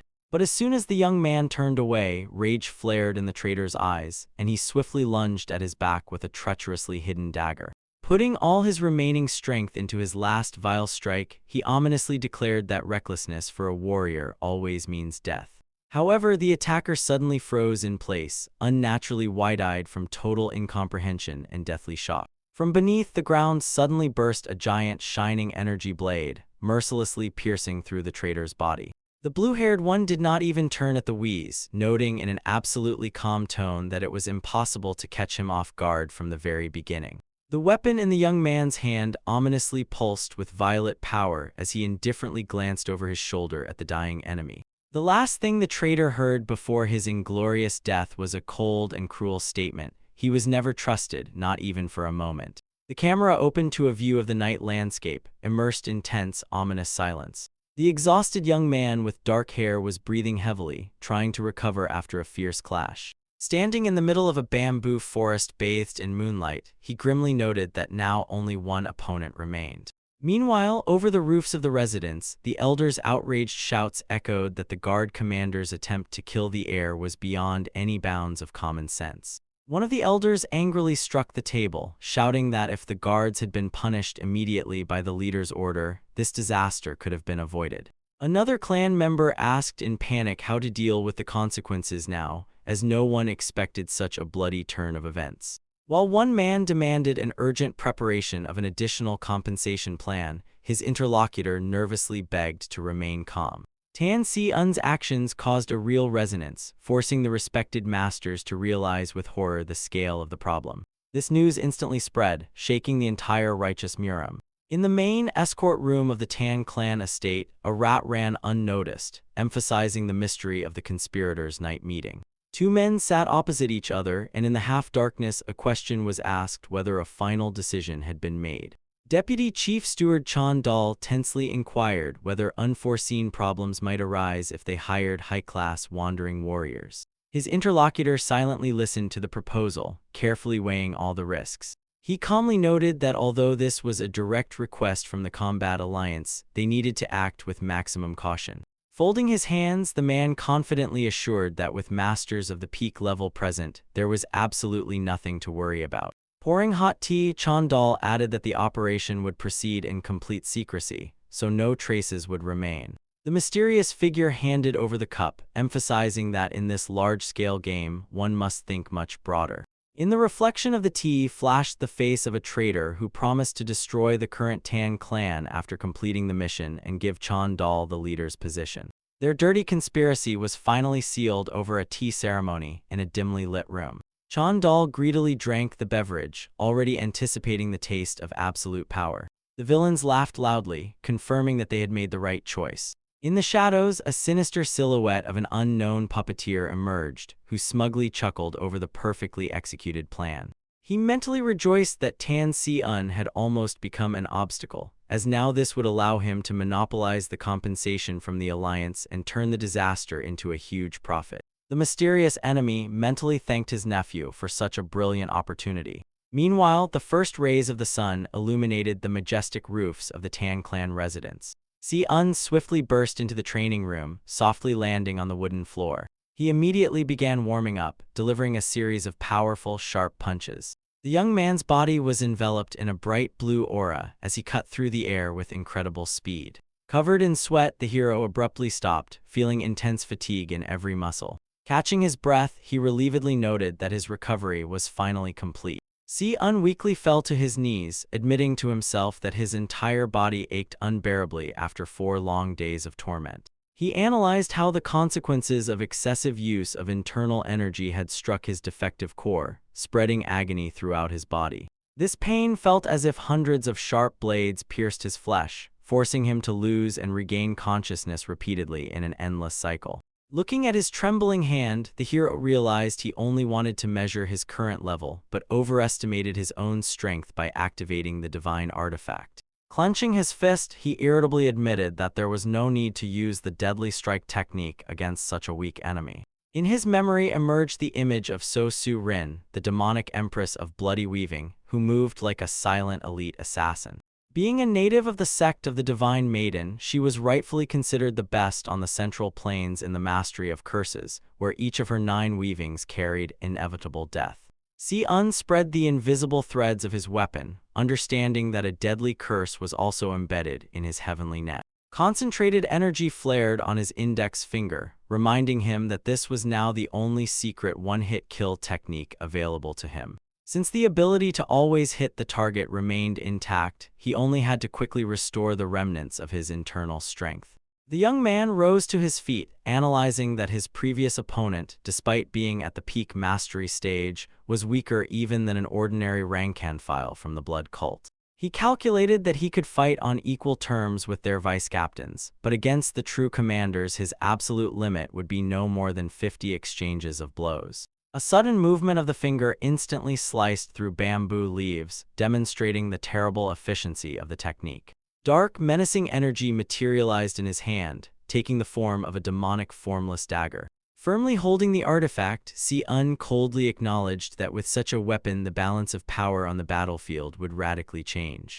However, the young man was forced to accept the bitter truth: his body would endure using the dagger for no longer than 30 minutes. His thoughts were interrupted by a rough shout from a guard behind the door, demanding that someone immediately step aside. The surprised hero sharply turned at the noise and held his breath, hearing the familiar voice of his sister. Behind the door, a young woman with a tray stubbornly stood before the guard, who harshly emphasized that the clan leader strictly forbade anyone from entering. She replied in an icy tone that this order was given to protect against killers, and it certainly did not apply to a blood sister. Ignoring the confused babbling of the guards, the girl confidently stepped forward, ordering not to stand in her way. Si-un met her with a calm gaze and gently suggested sitting down first. The young man in blue attire swiftly swung his dagger, recalling the master's order to observe only his medical skills. Gathering emerald energy around the blade, he made a sharp leap forward, leaving a bright trail behind. The opponent, dressed in monastic clothing, instantly jumped back, calculating that the attacker planned to strike in the direction of her evasion. The young man performed a wild spin in the air, generating a powerful wave of energy in anticipation of a counterattack. Suddenly, a bold smile appeared on his face, momentarily confusing the opponent. Watching the fight, the blue-haired girl could not bear the tension and panicked, calling her master. The nun opened her eyes wide in surprise, realizing that the dagger unexpectedly flew in the opposite direction. With a loud battle cry, the warrior unleashed a colossal stream of blue energy that literally cut through space. The nun's neck flared with golden light, and she clenched her teeth tightly from the sudden blow.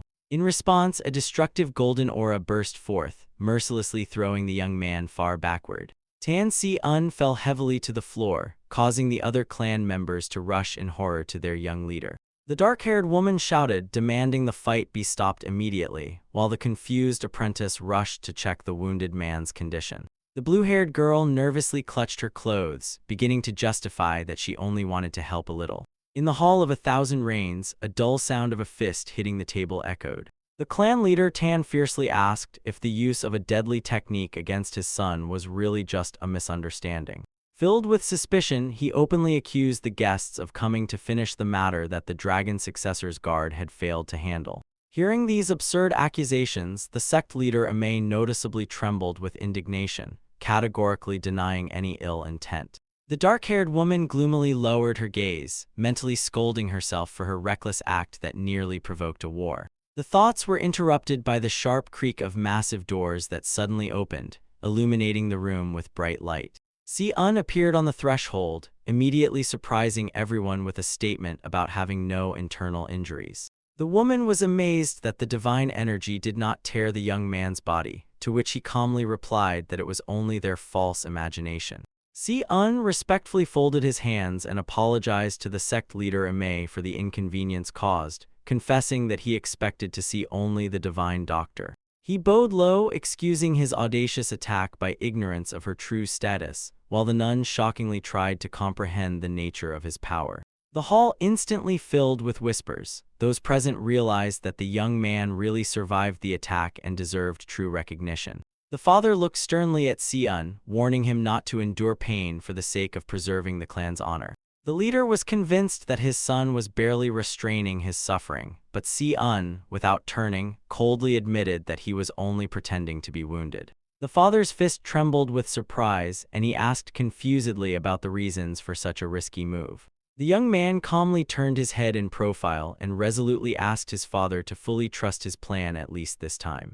The clan leader fell silent, intently looking into his son's eyes and assessing his true intentions.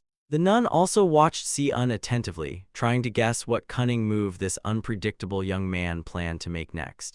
The abbess looked intently at the young man, directly asking about his true intentions. Instead of excuses, a barely noticeable smile flashed across his face, and a quiet advice not to worry slipped from his lips.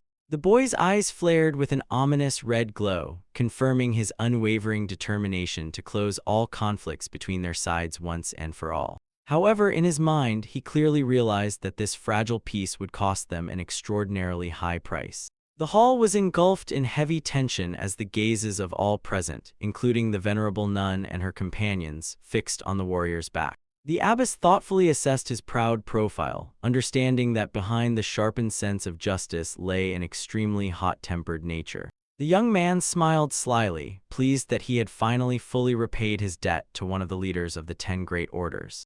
Glancing over his shoulder, he confidently ordered the woman to simply follow him, to which she obediently agreed. Lowering her eyes, the nun mentally reproached herself for her hidden identity, realizing that this fatal mistake had prevented her from seeing his true talent. When the boy anxiously inquired about her well-being, the woman only gently waved it off, citing ordinary fatigue. Suddenly, the clan leader exploded with indignation, thanking with tension in his voice for preserving his reputation, but emphasizing that this prank had nearly provoked a bloody battle. The abbess immediately raised her hands in a conciliatory gesture, urging the enraged man to calm down and explaining that suspicions of espionage do not justify such reckless attacks. The clan leader awkwardly averted his gaze, excusing himself by saying he was merely trying to scare the strangers, but the young man sharply cut in that even using a training dagger does not forgive such actions.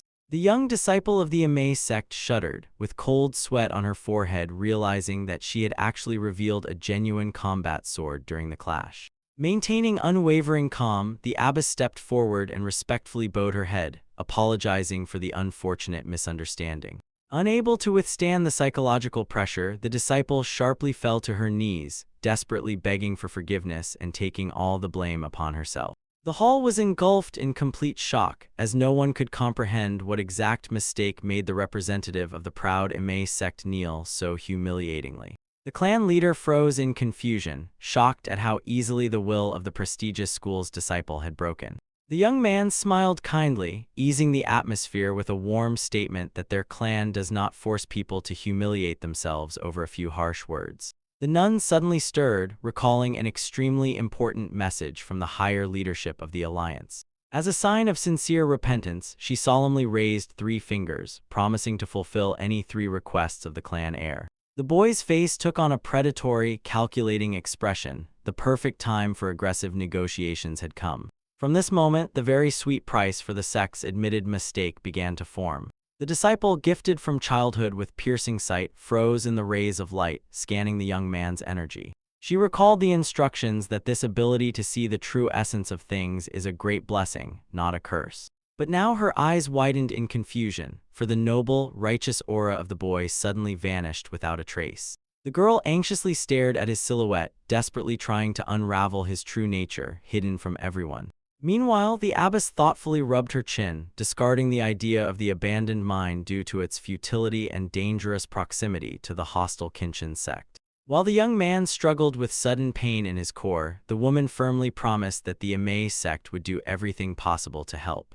The apprentice was gripped by panic when she realized the manipulation. The boy brazenly used their mistake to gain access to the best blacksmiths of the alliance. The abbess sighed with regret, explaining that a special permit was required for this, when suddenly she painfully grabbed her wounded left arm. Without hesitating for a second, the young man decisively stepped forward, declaring that he would personally convince the stubborn master. Standing in the middle of the hall, he swiftly calculated the risks, understanding that the slightest display of greed would forever destroy the respect of the monastery head. His gaze became cold and focused. The chosen strategy remained the only correct path to victory. Suddenly, the warrior's pupil sharply dilated from an unexpected internal impulse. He cursed silently, feeling the extremely vigilant, inquisitive gaze of the young girl upon him. Her bright eyes seemed to burn right through him, drawing to the surface a long-buried feeling of guilt. The boy's face was covered with a thick shadow of sorrow when he momentarily lost control over his emotional shield. A painful past suddenly overwhelmed him completely, destroying all mental barriers. He clearly recalled that fateful day when the murder of the leader by a bloody cult split the mighty alliance into two warring factions. From the darkness of those memories emerged the majestic silhouette of one of the resistance leaders, the invincible Queen of Swords. Fate seemed to mock him, constantly bringing their paths together in the most unexpected places.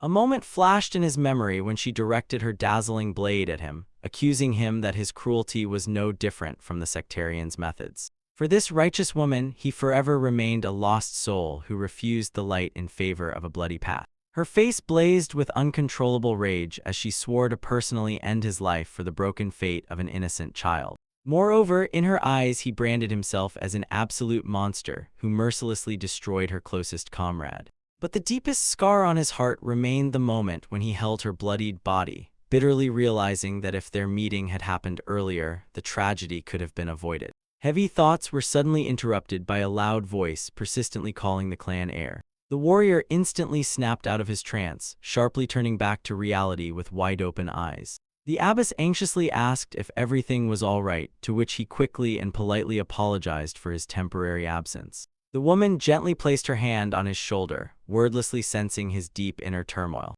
Looking compassionately into his tired eyes, she earnestly advised the young man to rest well until fully recovered. After that, the nun solemnly unrolled the scroll, preparing to read the official decision and the final reward to the alliance. The clan leader greedily read the document, which guaranteed them the same escort privileges but with a vastly increased number of uses. The abbess added that they were also free to choose 2 medium-level requests or convert them into 20 minor tasks. The peaceful conversation was brutally interrupted by a messenger who burst through the door with a crash and shouted in panic about an unforeseen disaster. The young man's face instantly darkened with shock as soon as he heard about the audacious kidnapping of the entire Alliance escort. A deathly silence hung over the residence. The disappearance of an entire agency without a trace was the signature, bloody handwriting of the poisonous demon himself. The clan leader fiercely clenched his fists, ordering some people to stay at headquarters and immediately prepare a squad to search for survivors. The abbess declared with icy calm that she would join the raid, as the poisonous demon is a universally recognized enemy of the entire combat world. Nodding sternly in gratitude, the family head decisively strode toward the exit. Finally, he gave a harsh order to the heir to stay safe and take temporary leadership of the clan. However, the boy only coldly pulled on the leather glove, silently swearing to join the battle immediately after personally catching the traitor Tan Hoyal for stealing the award. The leader tried to object, reminding him of the youth's serious injuries, but he was absolutely resolute in his desire to administer justice on his own. The heir's body exploded with a terrifying dark aura as he authoritatively ordered to leave the traitor to him and immediately set out on the search. His gaze became deadly. He calculated all variables, firmly determined to uproot this seed of evil once and for all. A clear, ruthless plan had already formed in his mind. First, brutally execute Tan Hoyal, then begin a bloody hunt for the poisonous demon himself. Breaking down the door of the chief escort's office, the warrior cast a cold, empty look over the bloodied body on the floor. Meanwhile, the miserable traitor hookingly scooped gold into a sack, trembling in panic at the thought of inevitable retribution from the Amay sect. Suddenly, his commotion was interrupted by an ominous crack. The massive stone wall began rapidly covering with deep fissures. A deafening explosion shattered the obstacle to pieces, filling the room with a thick cloud of dust and debris. The traitor recoiled in animalistic horror, screaming to be named while a familiar silhouette of vengeance slowly emerged from the dust. His face twisted with powerless rage and fear as he recognized his executioner. The young man clenched his fists, radiating an aura of absolute death, and in an icy tone declared that the time of reckoning for all crimes had finally come. The traitor in green attire mockingly stated that sending an assassin to him was a senseless idea. The dark-haired youth Tan Ho Yal coldly ordered the traitor to dignifiedly offer his neck to the blow if blood of their clan truly flowed in him. The enemy only confidently bared his teeth in a predatory smile. His body was suddenly enveloped by a powerful green aura. The villain decided to end the childish games. The silhouette of the traitor blurred in the air from incredible speed. A deafening roar sounded. The opponents clashed in a lightning-fast collision. Rebounding, the enemy mockingly inquired about the youth's strength. He asked if he was so brave only because of two girls behind his back. The girl with a ponytail angrily ordered the villain to shut up. Her partner vainly tried to calm this rage. The dark-haired ally tensely recalled an old warning. She was taught never to underestimate the deadly skills of Tan Ho Yal. The enemy delivered a powerful blow. He mentally admitted that the youth was by no means inferior to him in strength. The traitor laughed with satisfaction. He realized that the leader of the Amei sect had left them unprotected. The swordswoman firmly gripped the hilt. She declared that even without the master, they would not retreat. The girl drew her blade. She offered the enemy to surrender in exchange for sparing their life. Tan watched the opponent tensely. The young man understood that the enemy was only stalling for time for a sudden attack. The air instantly thickened with an invisible threat. The atmosphere on the battlefield sharply intensified. The dark-haired girl froze in horror. She recognized the weapon capable of killing even the highest-level masters. The traitor drew a hidden blade. He ominously declared that he would destroy them one by one. The forbidden weapon was unleashed. The soul pursuit arrow flew at the girl with a tail at a furious speed. The apprentice was paralyzed with fear. She realized that the deadly strike was aimed directly at her. The space was torn by the whistle of a projectile. Danger relentlessly approached the target. Tan Ho Yal swiftly wrapped the girl with black threads. He pulled her out of harm's way, harshly blocking the attack with a weapon. The rescued girl blinked in shock. She could not understand when the young man managed to use the threads. The enemy clicked his tongue in disappointment. He regretted not being able to kill anyone on the first try. The villain unfolded his main trump card. A long dark whip sliced through the air with a whistle. Deadly strikes forced the trio to scatter. The floor was covered with deep marks from the hail of attacks. The dark-haired swordswoman barely dodged the flexible blade. She was struck by the incredible speed of the traitor. Tan ducked under the devastating swing. He realized that the enemy's skill far surpassed his own. The girl rushed into battle. She urged the young man to attack together under her command.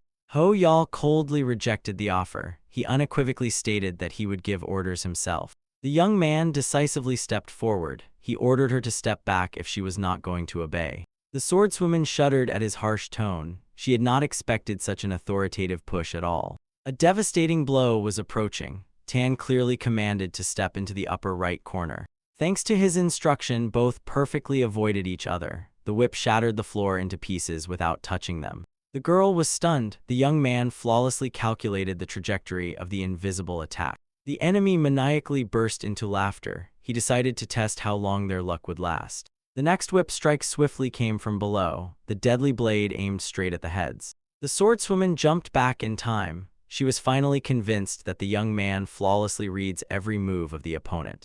Tan harshly blocked the dagger thrust. The girl panicked, realizing that they cannot dodge forever. The young man's unexpected perfect block worked. The traitor was momentarily confused by such steadfast resistance. The swordswoman screamed desperately. She asked if it was time for her to seize the initiative. Tan only gave a crooked smile. He ironically recalled her past naivety. The enraged enemy put all his strength into a new swing. He shouted furiously that he would crush them. The young man instantly stepped forward. He ordered his younger sister to be careful and covered her. The whip struck the ground with insane force. The trio was forced to retreat under the pressure of the shockwave. The dark-haired ally barely stayed on her feet. The floor in front of her literally exploded with sharp fragments. She thanked Ho Yal with relief. The girl admitted that she even missed his demonic character. A thick tension hung in the air. Clouds of dust slowly settled on the battered arena. The younger apprentice could not bear the insult. She rushed to defend the master's honor with a fierce scream.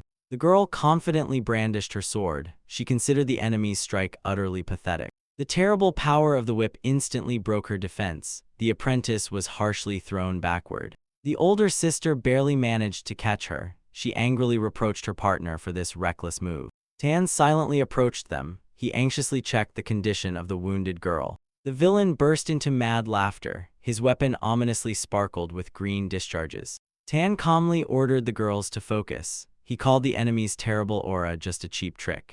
The enraged traitor swung with renewed strength. He loudly promised to tear them to pieces. A powerful beam of green energy struck the positions. The destructive force split the stone in half. The young man coldly analyzed the attack. He noticed that the enemy's energy was unstable and did not fully cover the whip. A thick cloud of dust rose. The aftermath of the devastating blow temporarily concealed the battlefield. Tan regarded this fight as an advantage. It was excellent training before clashes with the cult's monsters. He mentally acknowledged the combat potential of the girls. Having prepared the dagger, the young man ordered them to wait for the signal. Tan swiftly threw the blade at the enemy. The traitor only snorted disdainfully at such a primitive attack. The villain grinned fiercely. He was preparing to easily deflect this pathetic projectile. Swinging the whip, the enemy knocked down the dagger. He triumphantly declared that he would deal with Tan first. The space suddenly lit up with a powerful flash. Green energy exploded from the collision of weapons. The enemy's face instantly lost its arrogance. Self-satisfaction changed to an expression of deep shock. Quickly recovering, the traitor sneered contemptuously. He stubbornly called it an unfortunate trick. Tan was already high in the air. He perfectly used the moment of distraction to maneuver. The enemy laughed confidently. He mockingly asked if the young man intended to escape so easily. The villain promised to grant him an easy death. The only condition was complete cessation of resistance. Tan Ho Yal landed and raised his gaze. He mentally declared the start of a ruthless counterattack. Finding himself next to the allies, the young man tightly gripped his weapon. The real battle was only beginning. The young man with dark hair tied in a ponytail pierced the opponent with a cold gaze, mentally preparing for the inevitable clash. The enemy with a whip deliberately lured them into the open space, taking a strategically advantageous position against the three pursuers. With a deafening crack, the weapon struck the stone floor, raising a cloud of debris, while the attacker confidently declared the futility of their attempts. Relying on basic combat principles, the young man swiftly slid across the ground, avoiding the deadly swing and using the landscape to his advantage. Refusing a direct block, he gracefully dodged the whip in a jump, coldly analyzing the trajectory of the strike. Seizing the initiative, the hero made a sharp dagger thrust, mimicking a repelling movement for a lightning-fast counterattack. The enemy arrogantly warned not to lose vigilance after the first defense, preparing a new wave of attacks. The whip suddenly turned, smashing stones in its path, proving that the reverse motion holds a much greater threat. With a furious roar, the opponent unleashed a barrage of chaotic strikes on the young man, forcing him to temporarily go into a tight defense. The hero's two companions froze in amazement, impressed by his flawless mastery of combat skills. The young man looked around in surprise, not understanding the reasons for their stupor at such a critical moment. Being in the epicenter of the deadly whirlwind, he sharply reproached the girls for passive observation instead of helping. Having received a covert signal, the allies understood that it was their turn to enter the battle. The enemy's face twisted with rage, and he roared fiercely, demanding an immediate end to the pitiful resistance. The attacker spun the whip with incredible speed, creating an impenetrable dome of black stripes around himself. The blue-haired swordswoman swiftly burst into the danger zone, deflecting enemy attacks with a hail of sparks. Her partner made a high jump, intending to deliver a decisive blow to the stunned enemy. The man barely managed to block the blade with the hilt of his weapon, shuddering painfully from the unexpected force of the clash. Without losing momentum, the girl performed a complex pirouette in the air, continuing to mercilessly press the opponent. Retreating under continuous pressure, the enemy mentally cursed their tactic of rapid changes in attacking. A predatory snarl appeared on his face as he deciphered their wheel formation aimed at exhausting the target. The man's body was suddenly enveloped by a powerful green aura, heralding the use of destructive magical power. With a cry of inevitable doom, he unleashed a wave of concentrated energy that instantly tore apart the surrounding space. The powerful shockwave threw the swordswomen backward, forcing them to desperately cling to the ground to maintain balance. The enemy was shocked when one of the girls instantly counterattacked, even after losing combat stability. The man found himself trapped between two blades, barely holding back simultaneous attacks from different flanks. Suddenly, a thin, barely visible thread flashed ominously on his neck, tightening like a deadly string. Realizing the trap with horror, he heard behind him the cold voice of his nephew, Tan Si-woon, who was already tightening the noose. The young man delivered a lightning strike, forcing the traitorous uncle to choke out a scream of burning pain. A powerful push threw the fallen enemy backward, finally breaking his aggressive defense. Si-woon calmly looked at the exhausted relative, mercilessly noting his pitiful state after the fight. The young man confidently stepped forward, preparing to put the final point in this confrontation. 3 warriors took the enemy in a tight circle, leaving him no path to retreat. Trembling with anger and despair, the man convulsively clenched a mysterious red artifact in his hand.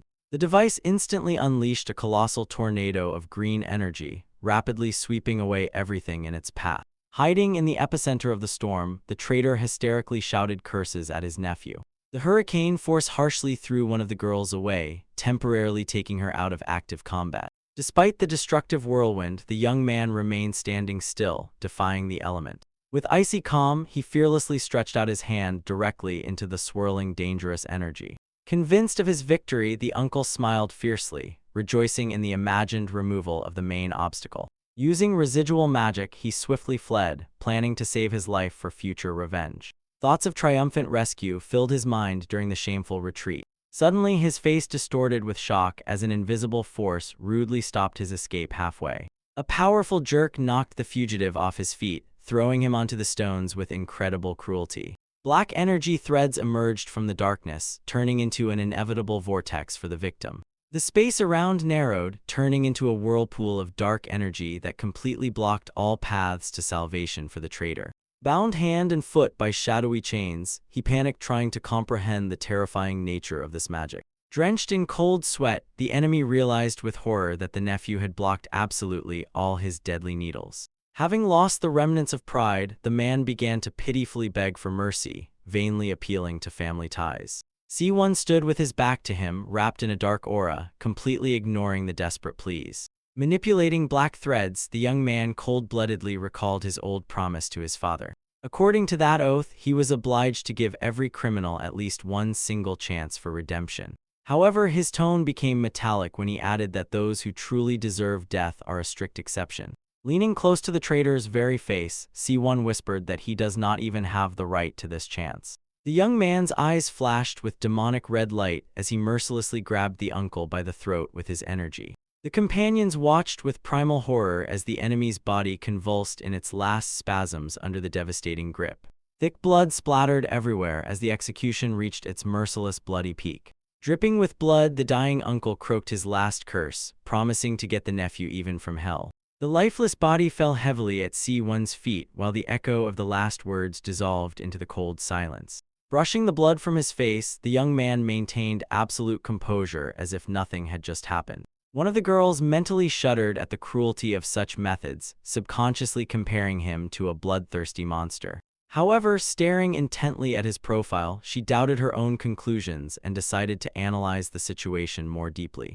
She perfectly understood, if he really were a psychopath, he would definitely feel delight or perverse pleasure from killing. Instead, his aura radiated only endless emotional emptiness and sadness of unfathomable depth. The girl clearly realized that this cold-bloodedness was only a protective mask of a person whose soul had long since died from experienced despair. With a heavy sigh, she looked at the leader, torn between sincere compassion and bitter incomprehension.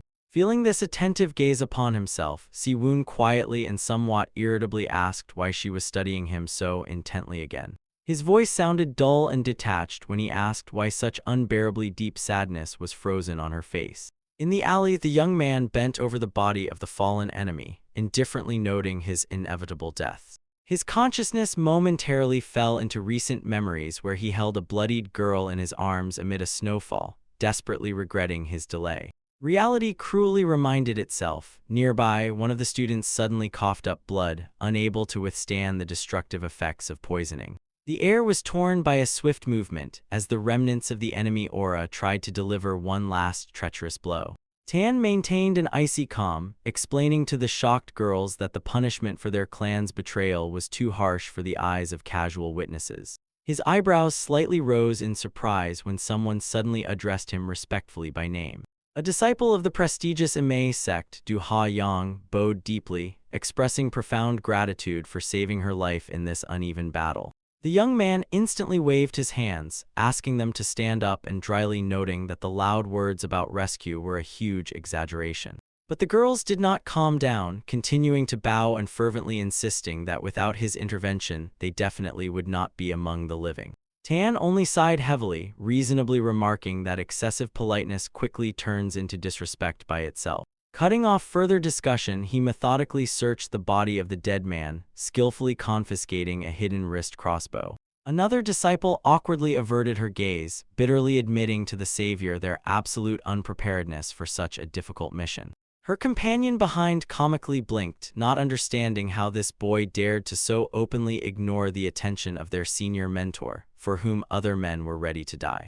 The disciple whispered a reminder to her friend that Senior Du generally always treated men like trash, which made his indifference even more absurd. Finally, Tan accepted their thanks, informing them about the prepared cart and unconditionally ordering an immediate return to the abyss. He firmly declared that from now on, he would pursue the remnants of the enemies exclusively alone.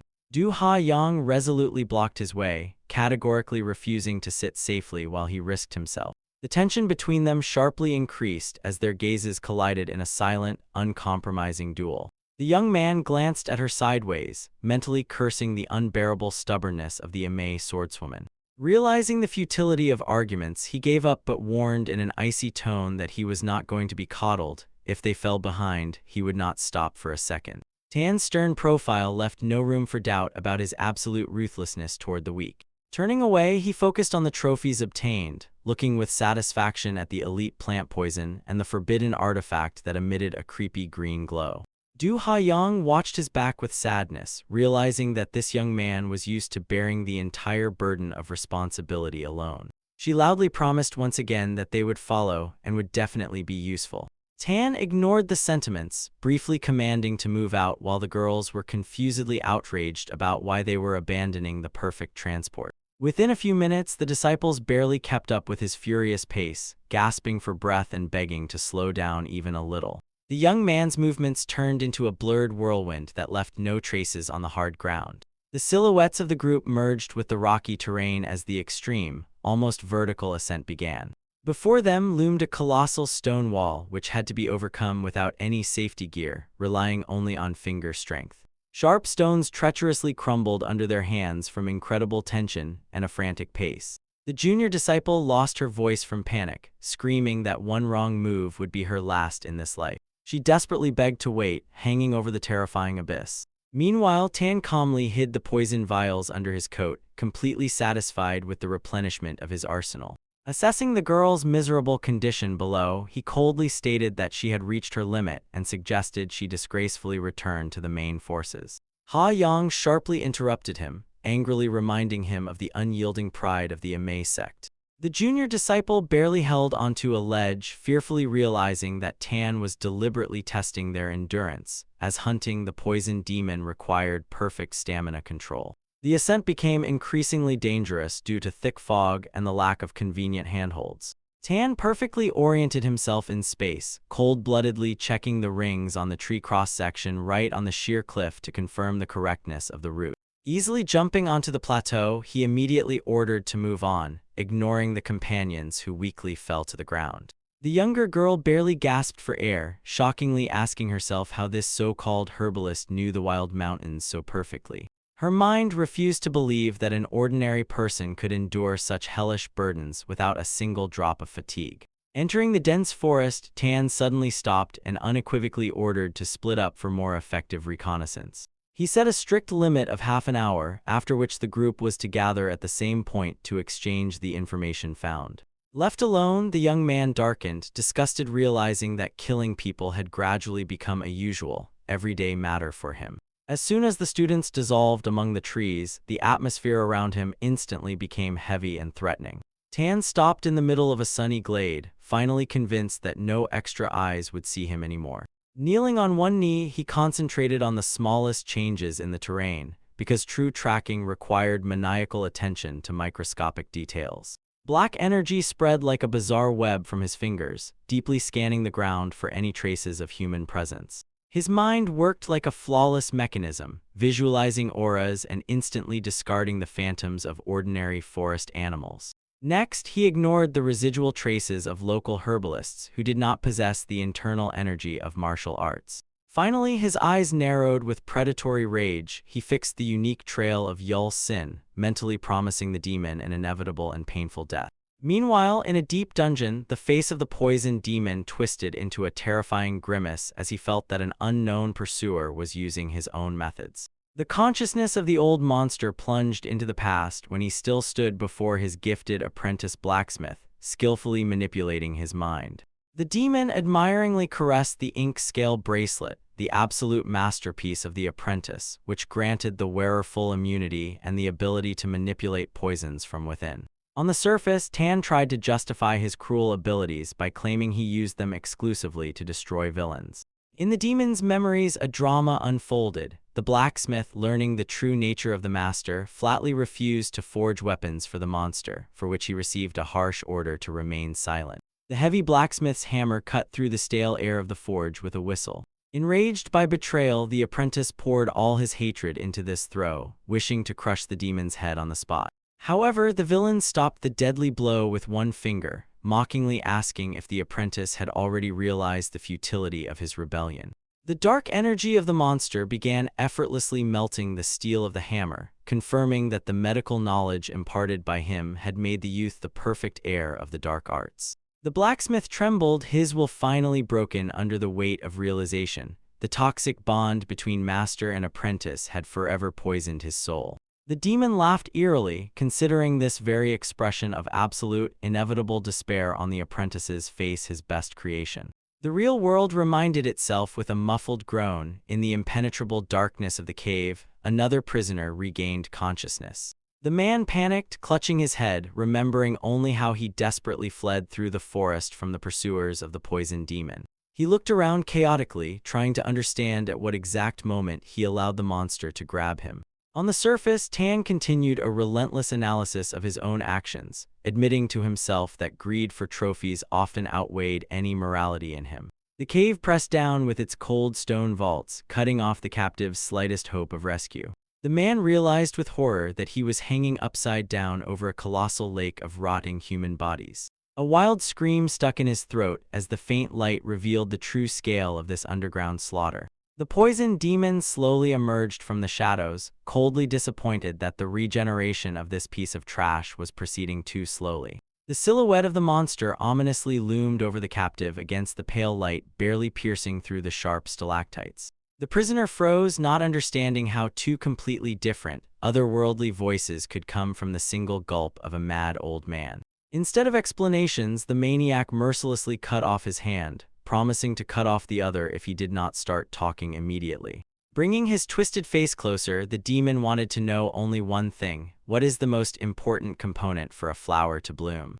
The captive was suffocating from devastating pain shock, physically unable to utter a single word. Fresh blood poured like a waterfall from the severed limb, flooding the cold stone floor of the cave. In the forest, Du Ha-yang suddenly approached Tan, tearing him away from the dark whirlpool of thoughts where he had almost equated himself to a true demon. Below, the villain pompously raised his blade, screaming madly that his special flower despised the purity of this world with all its being. The captive, through a veil of agony, could not understand why this sadist continued to call the deadly sword a seed. The demon's hands gripped the crimson ruby on the hilt of the sinister weapon with maniacal tenderness. The villain revealed his bloody secret: this ancient artifact did not need water at all, feeding exclusively on fresh human blood. With these words, he deeply pierced the body of the hanging prisoner, allowing the sword to greedily absorb the remnants of his life force. This demonic flower, the tear of the watching god, was capable of growing only in the impenetrable darkness of absolute despair. Triumphing over a mountain of corpses, the poisoned demon proclaimed that the artifact's blooming would forever transform him into the living embodiment of absolute poison. His eyes burned with the fanatical fire of madness as the colossal power of the blade began to resonate with his own dark aura. The bloody mass beneath his feet ominously boiled, obeying the will of the maniac who swore to erase boundaries and destroy both good and evil. The monster's sole purpose was to drown this entire world in an endless, dead sea of blood. On the surface, Du Ha-yang looked incredibly worried at Tan, whose aura with every second became heavier and more dangerous to those around him. The young man's eyes suddenly flashed with a predatory blue light. The sensor threads finally transmitted the exact coordinates, and he coldly whispered that the target was found. The young man suddenly blocked the companion's path with his hand, warning about the activation of a hidden protective mechanism ahead.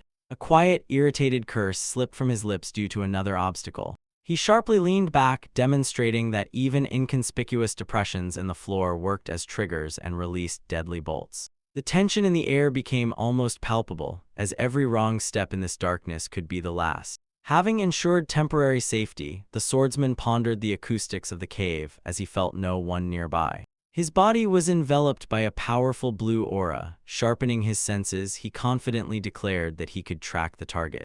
Giving the order to continue the pursuit, the warrior swiftly moved forward. The companion watched him in shock, unable to believe her eyes that he was using innate energy. She saw how the hero, without any hesitation, burned his own life force for the success of their mission. In her thoughts, he appeared as a true wandering knight, ready for absolute self-sacrifice. Soon the group reached a clearing shrouded in mystical fog with blue trees, behind which a gloomy entrance was visible. The young man clenched his jaws and grimly stated that they had finally reached the enemy's lair. The girls shuddered and covered their faces. Inside, a thick stench of blood wafted that was not overpowered even by the mountain scents. Assessing the absence of guards, the hero ordered heroine Chan to immediately return and call for reinforcements. The girl clenched her teeth in disappointment over her lack of combat skills but agreed not to interfere. Thanking her for understanding, the warrior shifted his focused gaze to his other companion, heroine Du. He addressed her with a proposal to join forces to carry out this dangerous part of the operation. The young man looked intently at the girl, non-verbally asking if she had enough courage for this. Receiving a firm agreement, the two of them crossed the boundary of light and plunged under the stone vaults. Heroine Du looked around anxiously, noticing that the darkness here was much denser than she had expected. Suddenly, her eyes flashed with turquoise magical light as she activated her special ability to see the hidden. A terrible scene opened before her eyes. The cave was literally strewn with dozens of blood-red traps. The swordsman smiled warmly, acknowledging that without her talent, this path would have quickly become deadly for them. Taking a deep breath, they began a cautious movement through the underground mine labyrinth. The warrior again raised his hand, stopping the girl before another massive formation of mechanisms. He hissed discontentedly, assessing the danger and density of deadly triggers. Swiftly dodging a hidden crossbow, he explained that even ordinary stones underfoot act as weapons. The girl nervously exhaled and asked to be warned a little earlier, to which she heard a brief apology. The young man continued analyzing the spread of sounds, noting the complete absence of enemy presence. He ordered to speed up the pace, fully relying on her ability to continuously indicate safe zones. The girl decisively nodded, focusing her gaze intensely on the changing relief of the cave. She quickly charted the route, indicating to step only on elevations and maneuver between stalactites. Following her instructions, the hero swiftly flew over deadly zones, avoiding every trap. Watching his superhuman agility, the companion recalled the primal horror this power caused when he was their enemy. However, now her dragon eyes, capable of discerning the structure of all existence, served him as a reliable compass. The power that once mercilessly hunted the warrior has now become his main advantage in this darkness. Suddenly, they were forced to stop abruptly. Dozens of bodies hung before them, suspended by their legs from the very ceiling. The floor turned into a horrible mess of thick blood and mutilated corpses. The scale of this cruelty made their hearts painfully tighten with horror for a moment. Amid the dead silence, a faint groan was heard from one of the hanging boys, begging for mercy with his last strength. The heroine Du instantly reacted, drawing her sword and declaring that she would first rescue the child. She made a swift leap into the air, cutting through the thick rope with one precise strike. The warrior jumped up lightning fast and smoothly caught the bloodied body of the child, preventing it from hitting the stones. Landing on the ground, they horrifiedly realized that the boy had lost too much blood and needed immediate help. Their thoughts were interrupted by an inhuman, piercing scream that tore through the silence of the dungeon. The girl looked around in shock at the dark opening, feeling the eerie trembling of the stone walls. The cave and the hanging bodies were suddenly flooded with an ominous bloody glow from the release of energy. A deafening explosion rang out, and a devastating wave of crimson flame burst from the tunnel. The hero instantly realized that the enemy spirit Tower Yan had completely gone out of control and gone mad. Without hesitation, he jumped forward, covering the girl and the child to take the full impact himself. She tightly squeezed her eyes shut, trembling in anticipation of unbearable pain from the blast wave. When the fire miraculously missed her, the companion opened her eyes in confusion. The young man's back became an impenetrable barrier, barehandedly blocking the deadly barrage of black energy spikes. Feeling her weakness, the girl gritted her teeth and whispered an apology for becoming a burden. Ignoring this, the swordsman carefully handed her the boy and gave a stern order to evacuate immediately. He unequivocally stated that this chaos was their perfect chance to catch the villain by surprise. His gaze remained harsh. Saving the child's life was now the absolute priority. The heroine pressed the little one to herself and vowed to return with help as soon as possible. She swiftly disappeared into the darkness of the tunnel, leaving the warrior alone with the destructive energy of the cave. Advancing deeper, the hero scolded himself, knowing that his early appearance could have prevented this mass murder. His gaze slid over the severed hands and bloodied stones beneath his feet. He was fully aware of the scale of the tragedy and the thousands of deaths that lay on Tan Ho Yal's conscience. In his memory emerged the image of a mad old man who boasted about how his artifact turned people into bloody pulp. The enemy imagined himself as a creator at the forge, who had the sick right to weigh the value of human life. The mention of the bloodied instrument and the villain's maniacal laughter ignited a black, uncontrollable hatred in the swordsman's heart. A magical blade flared in his hand, radiating a dense and deadly violet aura. The young man cast aside all unnecessary emotions, leaving only an icy, unwavering thirst for murder. He glided like a ghost along the shattered walls, inexorably approaching his victim. Ahead in the dim beam of light, he noticed a hunched figure convulsively groaning. Old Tan Ho Yal weakly leaned on a stone bowl with a dead plant. The villain choked on a cough, suffering from his own poison that he never managed to swallow. The warrior stepped out of the shadows, concentrating a colossal charge of violet fury in his blade. With a loud crack through space, the devastating beam struck the old man, causing him to scream wildly. The shockwave mercilessly swept the enemy's body, forcefully throwing him deep into the cave. Knocked off his feet, Tan Ho Yal helplessly flipped in the air right above the violet flames. The youth's eyes sharply widened in surprise when he saw that after such a blow, the villain remained conscious. Turned upside down, bloodied, the old man grinned madly and croaked that a small rat had been hiding in the shadows all this time. The opponent attacked lightning fast, making the youth flinch at the unexpected speed and barely dodge the deadly palm strike. The old man nimbly jumped back, instantly recognizing the boy's swift movements as the signature techniques of the Tan clan. Licking the blood from his fingers, the villain grinned fiercely, openly admiring that Dan It's grandson had come to him himself. The youth clenched his fist fiercely, mentally forbidding the enemy even to utter his grandfather's name with that filthy mouth. The enemy only laughed in response to the threat, noting that the boy's tongue remained as sharp as ever. Wasting no time, the boy launched a top-down attack, clutching a pair of daggers wrapped in a bright blue aura.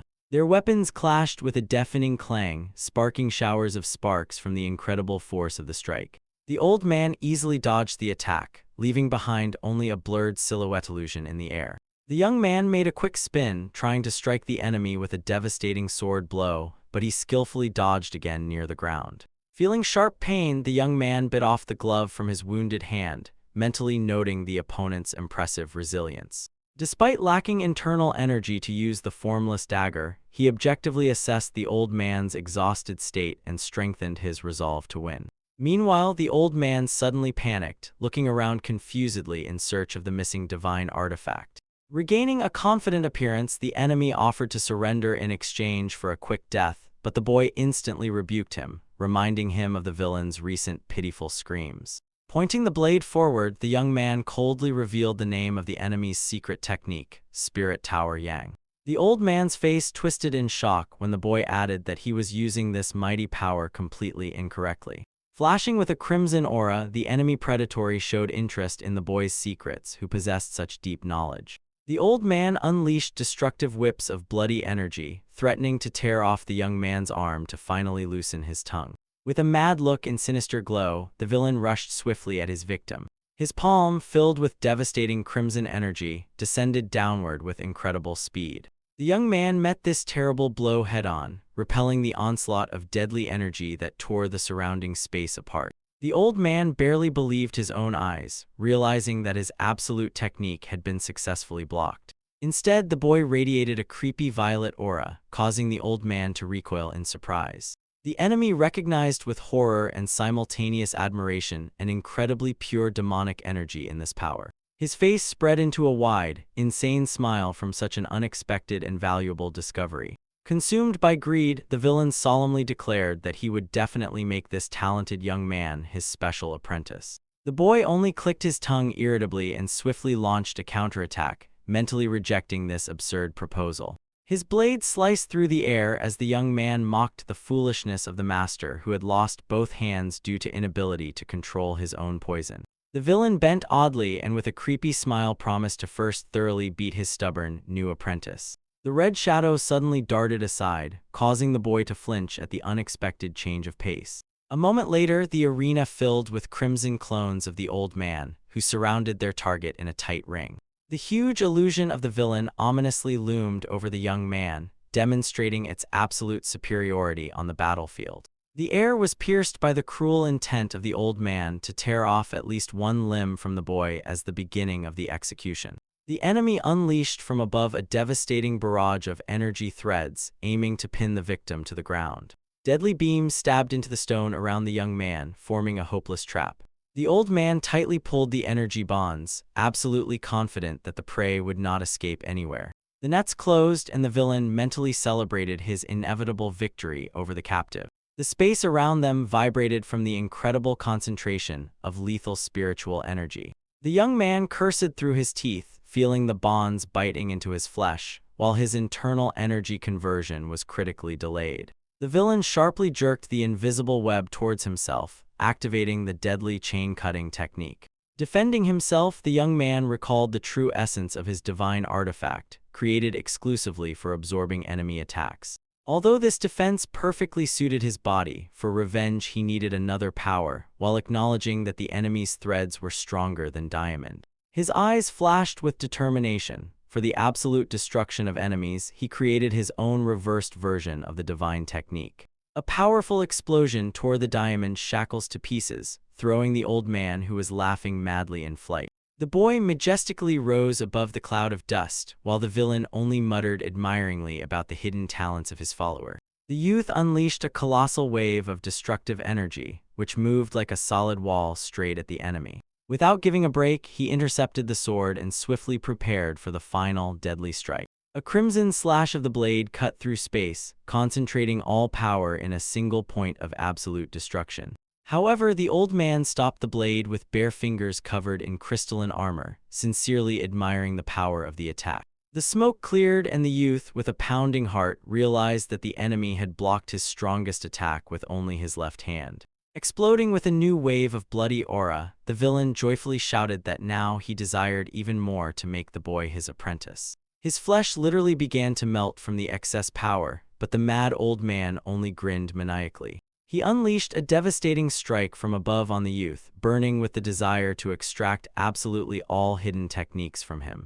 The boy's body crashed like a meteor into the stone floor, forming a deep crater from the force of the impact. With his last strength, the youth raised his blade to block as the relentless enemy loomed over him again for a new attack. Clenching his teeth, the boy realized the terrible truth. Despite critical exhaustion, the old man's speed only increased. The cave trembled from a series of incredibly fast blows, where the opponents exchanged attacks at the limits of human capability. The boy performed a complex acrobatic maneuver in the air, barely avoiding deadly grips. Shrouded in a thick bloody mist, the old man predaciously declared that he sought to completely absorb the energy channels of his victim. His eyes burned with greed as he foretold to the youth the greatness of a true master of poisons thanks to his demonic arts. A new flash of destructive power shook the ruins, leaving the youth no safe paths for retreat. The villain hurled himself down like a stone, madly demanding even more entertainment from his opponent. A powerful blow smashed through the youth's defense, forcing him to groan painfully from the terrible force of the collision. Breathing heavily and dripping with sweat, the boy barely stayed on his feet, but his gaze remained icy. The cruel attacker closed the distance again, maniacally repeating his demand to continue the bloody spectacle. The youth's hands dropped limply, the weapon clattered to the ground, and he weakly sank to one knee. The old man triumphantly spread his arms over the trembling victim, rhetorically admiring the absolute beauty of his poison. Observing the paralyzed enemy, the villain proudly revealed that he had used one of the 8 highest poisons, red crane feather. Mocking the helplessness of the opponent, he sarcastically inquired what the defeated one's last actions would be. However, to the old man's great surprise, the boy, overcoming the deadly paralysis, slowly rose to his feet. His clenched fist suddenly filled with ominous crimson light, concentrating the last residual energy within. With a lightning-fast jerk, the youth pierced the space and drove a devastating blow straight into the chest of the stunned villain.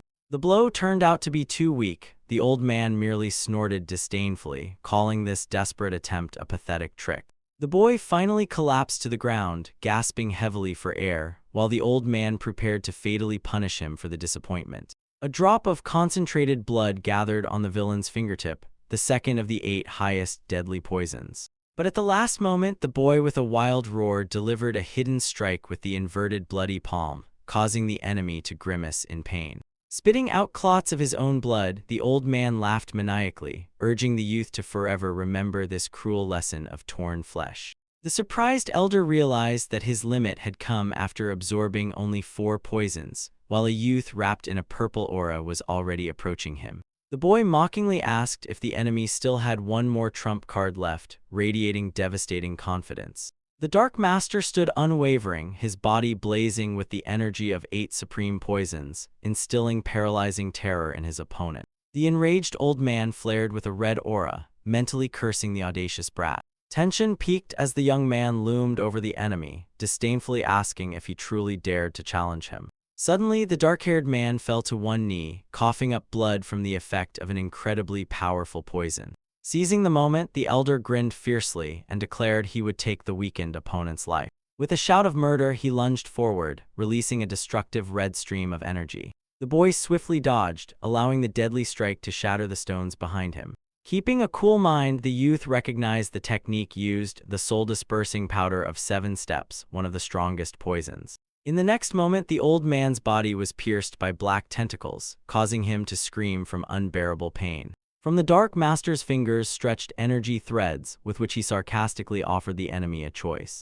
Avoiding the massive attack, the boy skillfully maneuvered in the air among giant dark spikes. A whirlwind of demonic art materialized in the form of a colossal phantom dragon, spreading across the entire sky. This energy, defying the heavens, mercilessly absorbed all other bizarre and ominous forces. Not giving up, the bearded man delivered a swift kick wrapped in crimson light, trying to break through the defense. The young man barely held this destructive strike, crossing his arms before him under the pressure of hellish heat.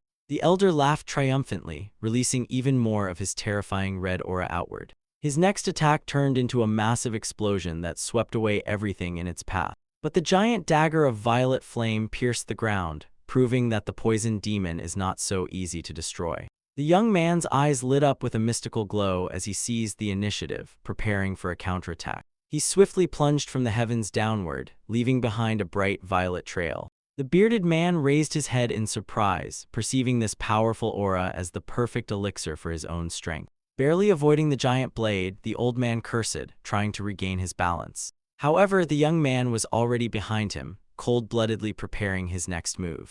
A powerful blow threw the elder far back, leaving a deep furrow in the ground from his body. Spitting out blood, the defeated enemy could not believe in his defeat. Wrapped in dark fog, the boy calmly stated that their equal forces were absolutely incomparable. He released a bundle of black threads from his fist, hoping to end this fight forever.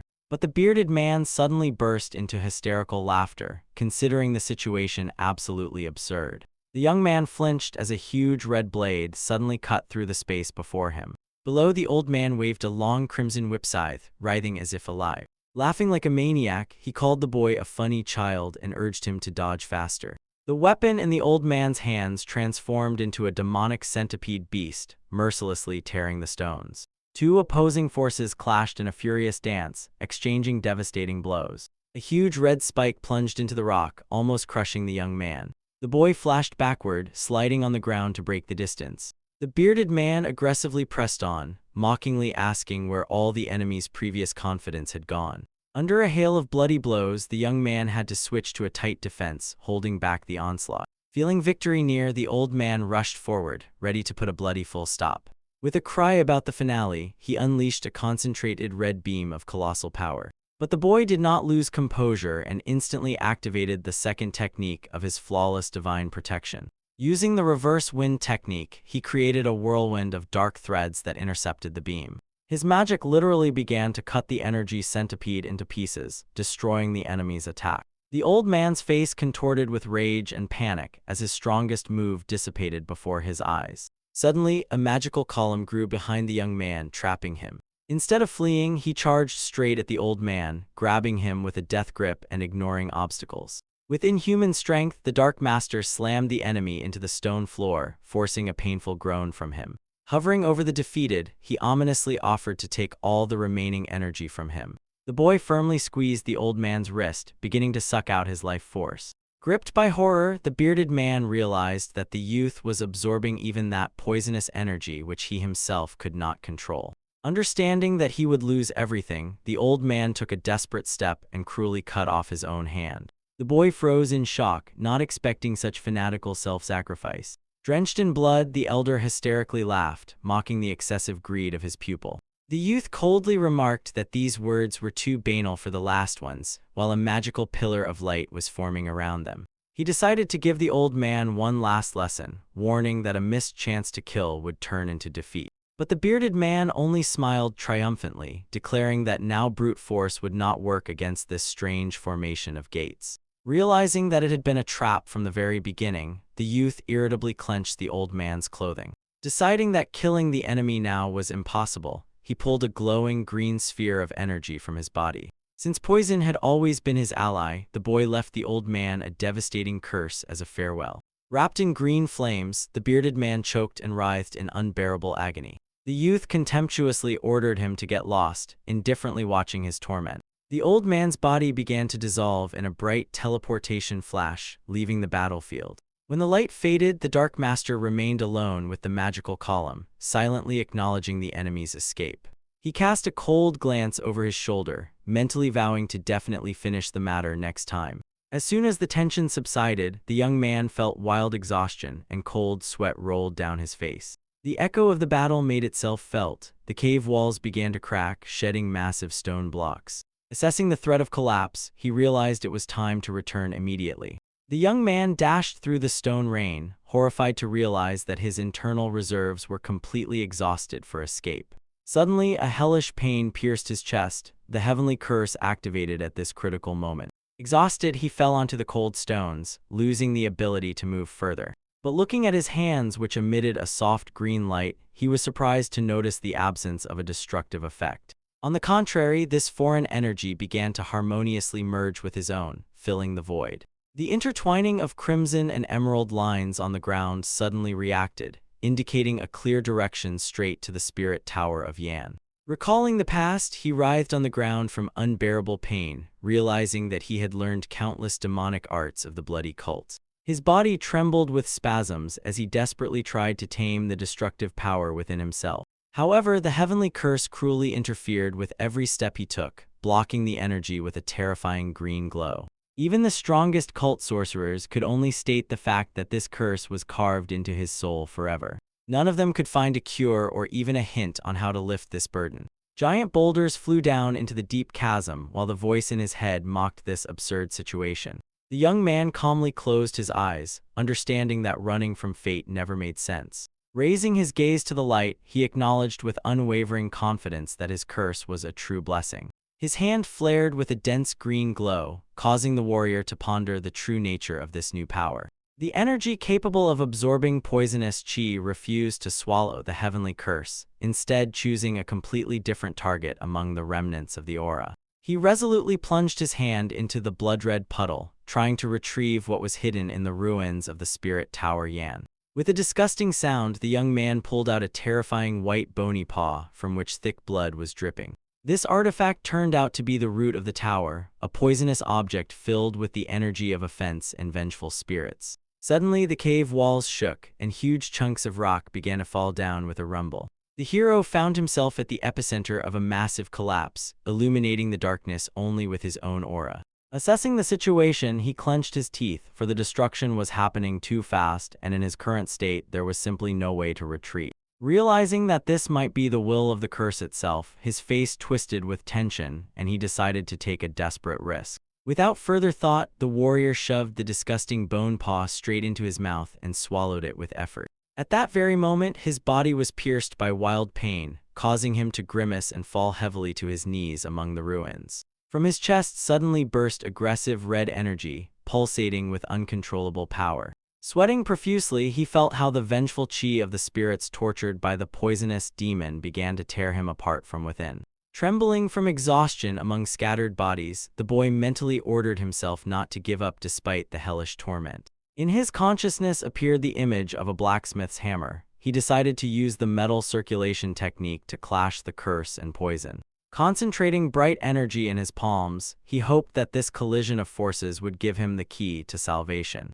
But the tension turned out to be colossal, and thick blood gushed from his mouth, accompanied by a painful groan.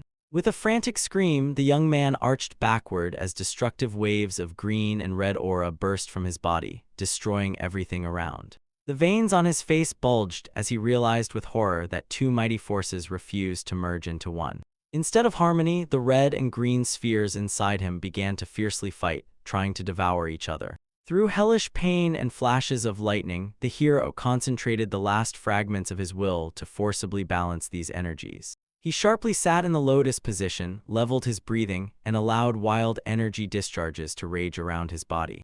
Gradually, his face relaxed, and the chaos inside began to obey the iron discipline of the mind. There was no time left, so in his subconscious he transformed into a blacksmith who gripped the blazing aura with giant tongs to forge balance. Visualizing the process, he carefully directed the flows of green poison and red curse into a single form. With each strike of the imaginary hammer, sparks flew. The young man skillfully controlled the power, not allowing either side to prevail. At first, he suppressed the excess of the vengeful energy of the spirit tower, preparing the perfect base for fusion. And the freed space was instantly filled with the destructive power of the heavenly curse, binding them together firmly. Two deadly auras finally stabilized, forming a perfect network that pierced all the meridians of his body. From his lips slowly burst a trail of thick green steam, which became a symbol of absolute control over the new power.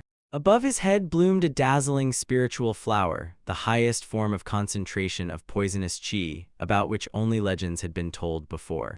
Clenching his fingers, the hero admitted with surprise that only thanks to the art of poison he had just broken through the wall of the absolute level. An unbreakable determination flashed in his eyes and a drop of sweat rolled down his face, a silent testimony of the hell he had passed through. He delivered a devastating blow into the void, tearing phantom bonds, and for the first time in his life felt absolute freedom. Filled with triumph, the young man stood among the ruins. He not only overcame the heavenly curse but also transformed it into colossal inner power. Stones continued to fall from the ceiling while he watched his hands in fascination, realizing the prospects of this divine poison. With a wild smile on his face, he rushed forward, breaking falling boulders with his bare fists. The cave finally turned into a deadly trap, forcing the hero to rush at a mad speed to avoid being buried alive. On the go, he sharply wound strong black threads around his fist, preparing to break his way out. With a predatory gleam in his eyes, the young man released a burst of energy, deciding to end this stone prison once and for all. Meanwhile, outside, the entrance to the cave was completely blocked by gigantic boulders. Seeing this disaster, the young girl fell to her knees in despair right on the damp ground. Her face twisted in horror, for the path was completely cut off, and behind her silently stood the Alliance warriors. With tears in her eyes, she screamed desperately, demanding to break through because every second of delay meant death. However, the leader of the Sichuan branch of the Combat Alliance arrogantly raised his hand, coldly stating that they would stay outside. An elderly nun sharply interrupted the conversation, angrily accusing the leader of cowardice and betrayal of his own allies. The man nervously clenched his teeth and grimaced with rage, feeling how these words struck at his reputation. He burst out shouting, pointing to the impenetrable blockage and justifying his inaction by the impossibility of breaking inside. The Alliance leader continued to shout that behind these stones raged deadly poisonous chi, which would kill anyone. The nun looked at the pitiful warrior with contempt, throwing accusations of lack of brotherhood in his face. Suddenly, the situation escalated. Two fighters barely restrained their clan leader, who was trying to rush to the blockage. Ignoring the pleas of his subordinates to come to his senses, he harshly ordered them to immediately get out of the way. In his gaze read an icy threat as he repeated his order in a deadly tone. The subordinate cried out in despair, begging not to risk his life, for the leader's death would mean the end for their entire clan. Roughly pushing his men aside, the leader growled that he would not leave the young heir who was now waiting for rescue. A murmur of surprise ran through the crowd when the nun calmly stepped forward and authoritatively ordered the man to stop. Maintaining absolute calm, she declared her intention to go to the epicenter of danger together with him. Two more female warriors immediately joined them, one of whom confidently noted that her special sight would be useful. Their determination was interrupted by a sudden rumble. The ground beneath their feet shook wildly, causing the warriors to stagger. In a moment, the stone debris was torn apart by a colossal explosion of dazzling energy, throwing everyone present back in a wave.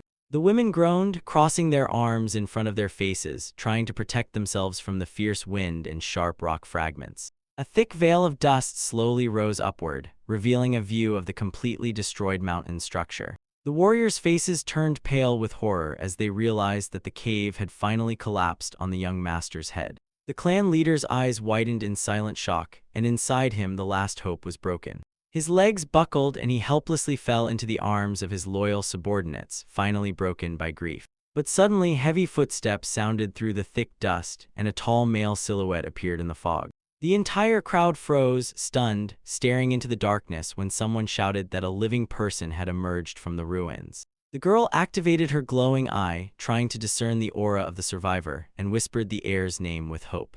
However, the euphoria turned into primal fear. The fighters sensed such a concentration of poison that they mistook the newcomer for the mythical poisonous demon. The alliance leader, with a twisted face, instantly commanded everyone to draw their weapons and prepare for battle. The clang of steel pierced the silence. Dozens of warriors drew their swords with trembling hands, expecting a bloody massacre. The nun suddenly felt something strange and turned to her companion in surprise, while her own aura softly glowed. Realizing the truth, the blue-haired warrior dashed forward lightning fast, desperately ordering the crowd to lower their weapons. Through the smoke, staggering and covered in black blood, a real young man came out to them, calling his father with his last strength.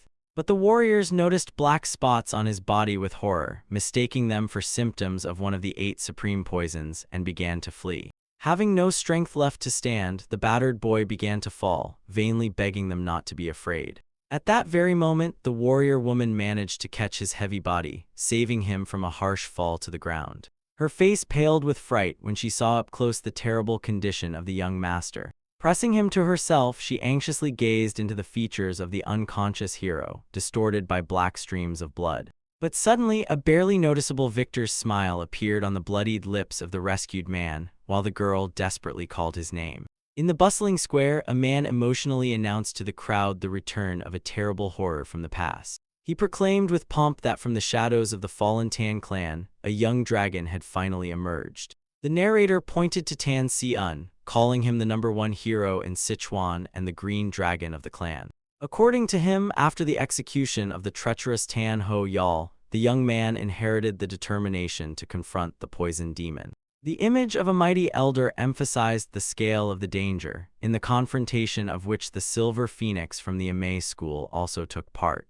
The story revealed the hero's feat, who passed through deadly traps to save the hostages. Whispers spread in the crowd that the rescued was an ordinary bearer, and the hero risked his life for a stranger. Local warriors usually only collected tribute, so such a selfless act caused genuine admiration. Some skeptics doubted the young master's ability to fight the poison demon, but they were quickly silenced by threats. The Battle Alliance officially confirmed the rumors, although Si-un himself was balancing on the edge of life and death from severe wounds. Hope remained only in the leader of the MA school, who personally took on his treatment. In the semi-darkness of the room, Ha-yan diligently wrung out a wet towel over a basin of water.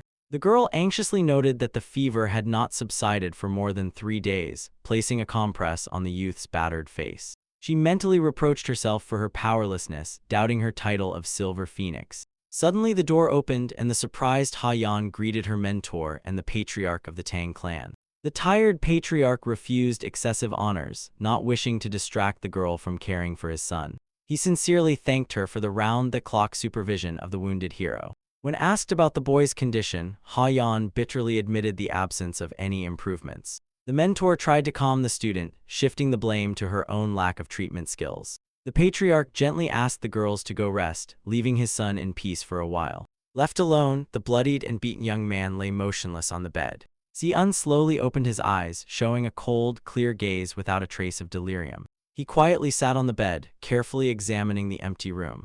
The young man mentally admitted that he had to pretend to be mortally wounded, as he could not otherwise explain his rapid increase in strength after the fight with the demon. In his memories, a bloody severed leg appeared before him in the middle of the night forest. The demonic elder, with a malicious smile and a bloodied face, asked his student about his feelings. The boy's body weakly fell to the ground before the terrible enemy, acknowledging defeat. The student excused himself with fear for his own family, claiming he had no other choice but to betray.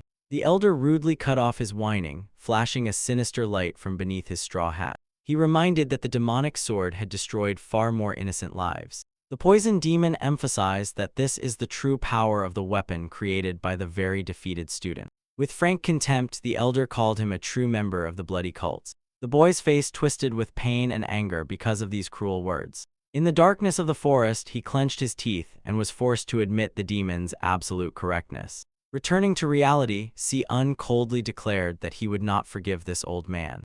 Having dealt the demon of poison a powerful blow, he won himself precious time to recover. Looking at his portrait, the young man realized the urgent need to become even more powerful. His eyes flashed with determination to surpass the poison demon and one day destroy the bloodiest demon himself. Suddenly, he felt the approach of the long-awaited item from his master. Si-un quickly returned to bed, pretending to be unconscious, while voices outside the door spoke of unwillingness to give the treasure to a stranger. The door cautiously slid open, letting the guests in. The mentor entered the room with a wooden box, explaining that the boy's heroism had moved even her master. Patriarch Tang looked at the box with distrust, amazed that the Amei school had handed over a pill of golden essence. He could not believe his eyes, as these legendary medicines could pull a person back from the other world.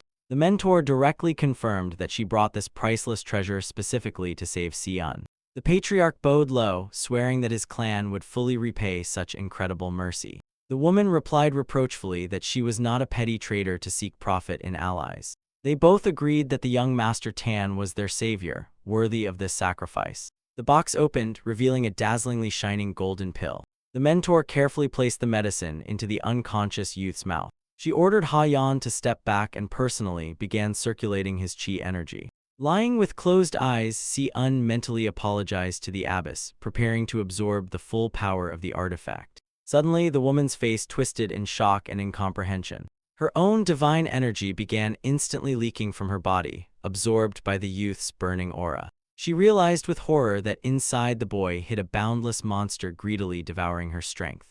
Clenching her teeth, the abbess groaned from unbearable tension, losing control. Gathering the remnants of her will, she sharply tore the shining hand away from the young man's body, leaning back. The patriarch and Ha-Yan instantly rushed to the exhausted woman, supporting her. She barely audibly said that she had done everything possible, trying to restore breathing. The abbess added anxiously that now there was only hope for the boy's inner strength to endure this process. At that very moment, Si-un abruptly stood up with a loud cough, shocking everyone with his sudden awakening. The patriarch rushed to his son, grabbing him by the shoulders and not believing his own eyes. The young man bowed his head and with feigned sorrow apologized for allowing the poison demon to escape. The father and the abbess dismissed his apology, reminding him that he had dealt the enemy a fatal blow and cut off his hand. Despite Si-un's words about his own weakness, the alliance had already recognized his triumph as an indisputable feat. The mentor interrupted the young man's further self-reproach and asked Ha-Yan for help with the demonstration. The girl sharply turned to the unexpected call. She asked in surprise, completely not understanding the woman's intentions. Si-un felt a powerful surge of energy and focused his intense gaze on the abbess. The woman drew her weapon, activating the technique of the wind sword. Her movements were accompanied by powerful golden streams that aggressively sliced the air around. With incredible speed, she performed the great secret of reflection, creating a vortex of power. The room was illuminated by a bright flash from her final stance, leaving the spectators in complete awe.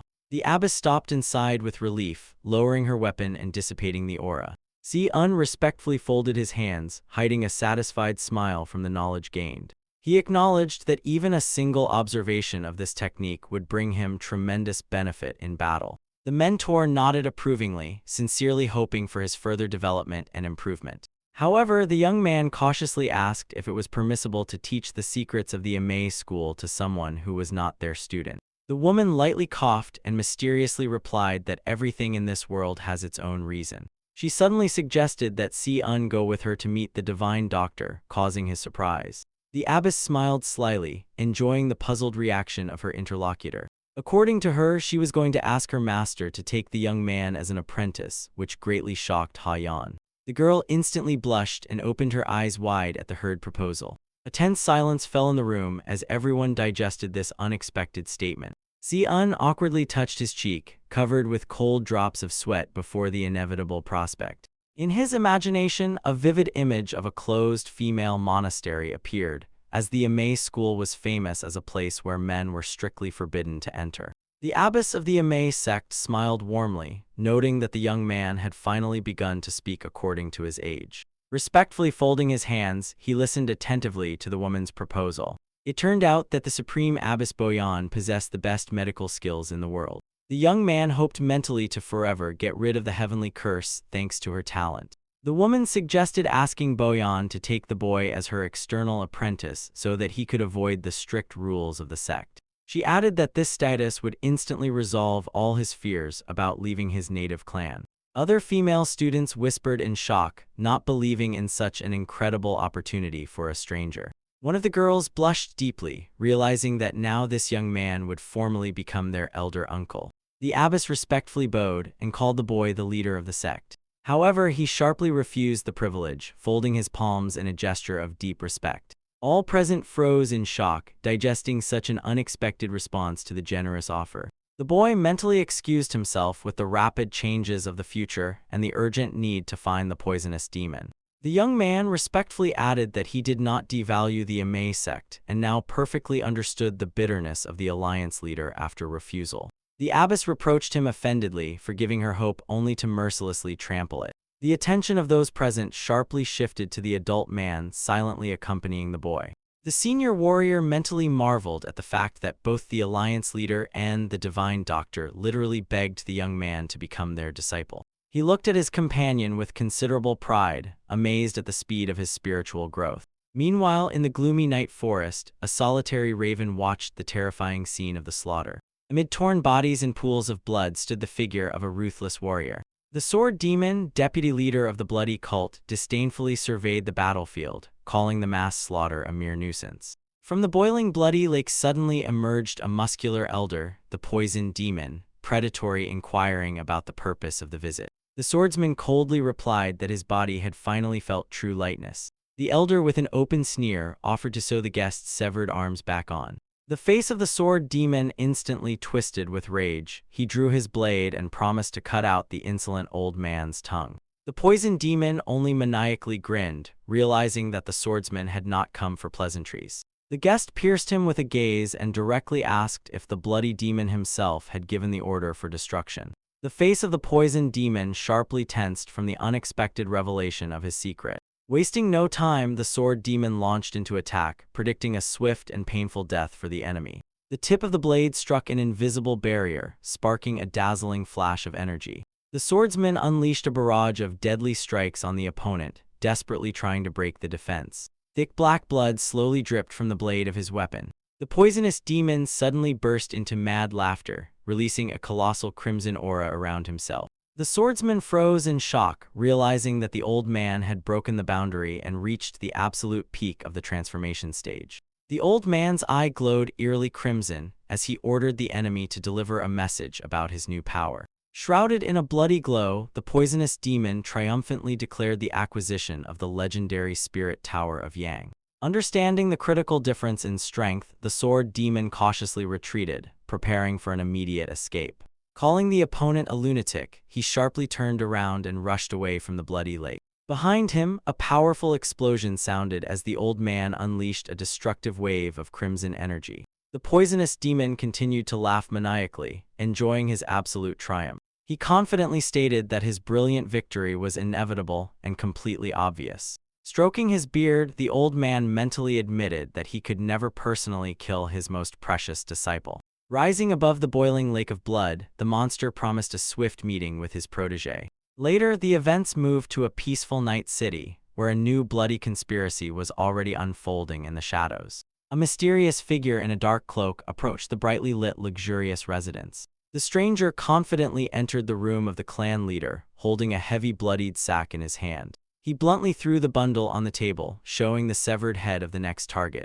The maid covered her mouth in horror, while the mercenary lazily apologized for his sudden and audacious intrusion. The young man calmly sat at the table, brushing off that the brought head was just a random target he destroyed on the way. The killer took a sip of tea, disdainfully dismissing the owner's claims about the excessive difficulty of the task performed. Suddenly, he spat out the drink with undisguised disgust right before the shocked clan leader's eyes. The boy irritably asked why the tea was so bitter, suggesting that someone was trying to poison him. After hearing the frightened owner's excuses, he stated that he hated bitterness and expected a better taste from the elite variety.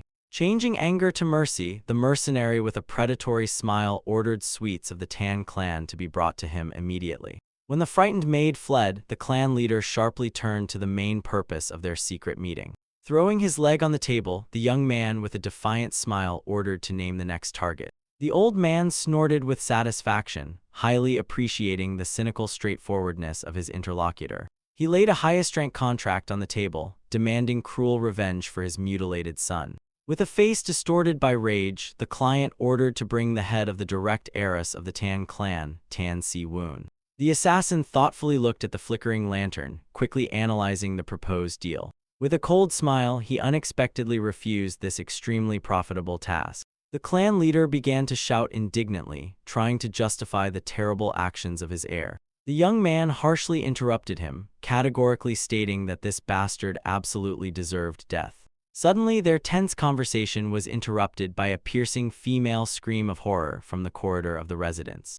A mad young man burst into the hall with a bloodied sword, revealing himself as the client's son, joyfully shouting about the murder of Tan Si-woon. His shadow ominously reflected on the paper doors during another cruel strike on the invisible victim. Bursting into the room, the deranged man noticed the mercenary and maniacally shouted that he had found the demon who was hiding. Saliva dripped from his mouth, and his white rolled-back eyes blazed with an exceptional desire to tear the enemy to pieces. The madman instantly launched into an attack, swinging his weapon high for a decisive strike. The mercenary only sighed wearily, perceiving this deadly attack as a mere minor annoyance. With a lightning-fast move, he easily dodged the blade and harshly pressed the attacker to the floor, knocking the weapon away. Firmly holding the enemy, the killer looked coldly with interest into his face distorted by madness. He carefully examined the condition of the defeated, finally convincing himself of the irreversibility of his mental destruction. Throwing aside the knocked-out sword and leaving the body on the carpet, the young man unexpectedly declared that he had changed his decision. Turning back to the stunned clan leader, he coldly agreed to carry out the bloody order. Forcefully stabbing his blade into the table, the mercenary harshly ordered to prepare an astronomical sum of money. His eyes narrowed into a dangerous squint as he admitted that he had a personal interest in this matter. Wrapped in a threatening emerald aura, the young man mentally boiled with uncontrollable outrage. He tightly gripped the weapon's hilt, radiating an incredible thirst for blood. He was finally thrown off balance by the fact that some girl from the Tan clan dared to illegally seize his absolute technique. The workers confidently secured the new sign on the facade of the estate, marking the beginning of a new era for the clan. The family leader solemnly exited the gates accompanied by his retinue, enveloped in an aura of absolute power. His gaze was unwavering, confirming readiness for the upcoming changes and new challenges. Casting his eyes over those present, he mentally noted the arrival of masters from other sects, indicating the furious growth of their influence. The man restrainedly apologized for his previous aloofness, emphasizing his desire to restore strong alliances. Inviting the guests to enjoy the celebration, he barely smiled when someone from the crowd respectfully called him the full-fledged head of the clan. In the crowd, people whispered excitedly about how status had changed the young man and how his agency had received orders for half a year in advance after he personally cut off the hand of the poison demon. The guests acknowledged that the son of the tiger remained a dangerous predator, to which the leader modestly waved off the flattery. A girl from the crowd joyfully noted the unprecedented number of guests, predicting the Tan escort agency would gain the status of the main representative of all Sichuan. Elder women confidently agreed that under the leadership of the young master, the clan was inevitably awaiting an era of unprecedented prosperity. The murmur of the crowd grew louder, filling the square with an atmosphere of general triumph and recognition. Even proposals of marriage began to approach the leader, praising the best candidates for such an outstanding party. However, the true concerns of the hero lay far beyond festive banquets and empty social conversations. Far from the noise, Si-un purposefully walked through the dense forest, leading behind him an exhausted companion. The weakened woman sighed heavily and quietly called his name, barely keeping up with the frantic pace. She pleaded to slow down at least a little, to which the young man responded with sincere incomprehension. Leaning on her knees, she reproached him that she had been hearing the promise of a quick arrival for a whole hour while he easily overcame mountain obstacles. Looking back, Si-un smiled warmly and assured that this time they had really almost reached their goal. Sinking to the ground from fatigue, the woman muttered that she had not at all expected an ordinary walk to turn into an exhausting survival training.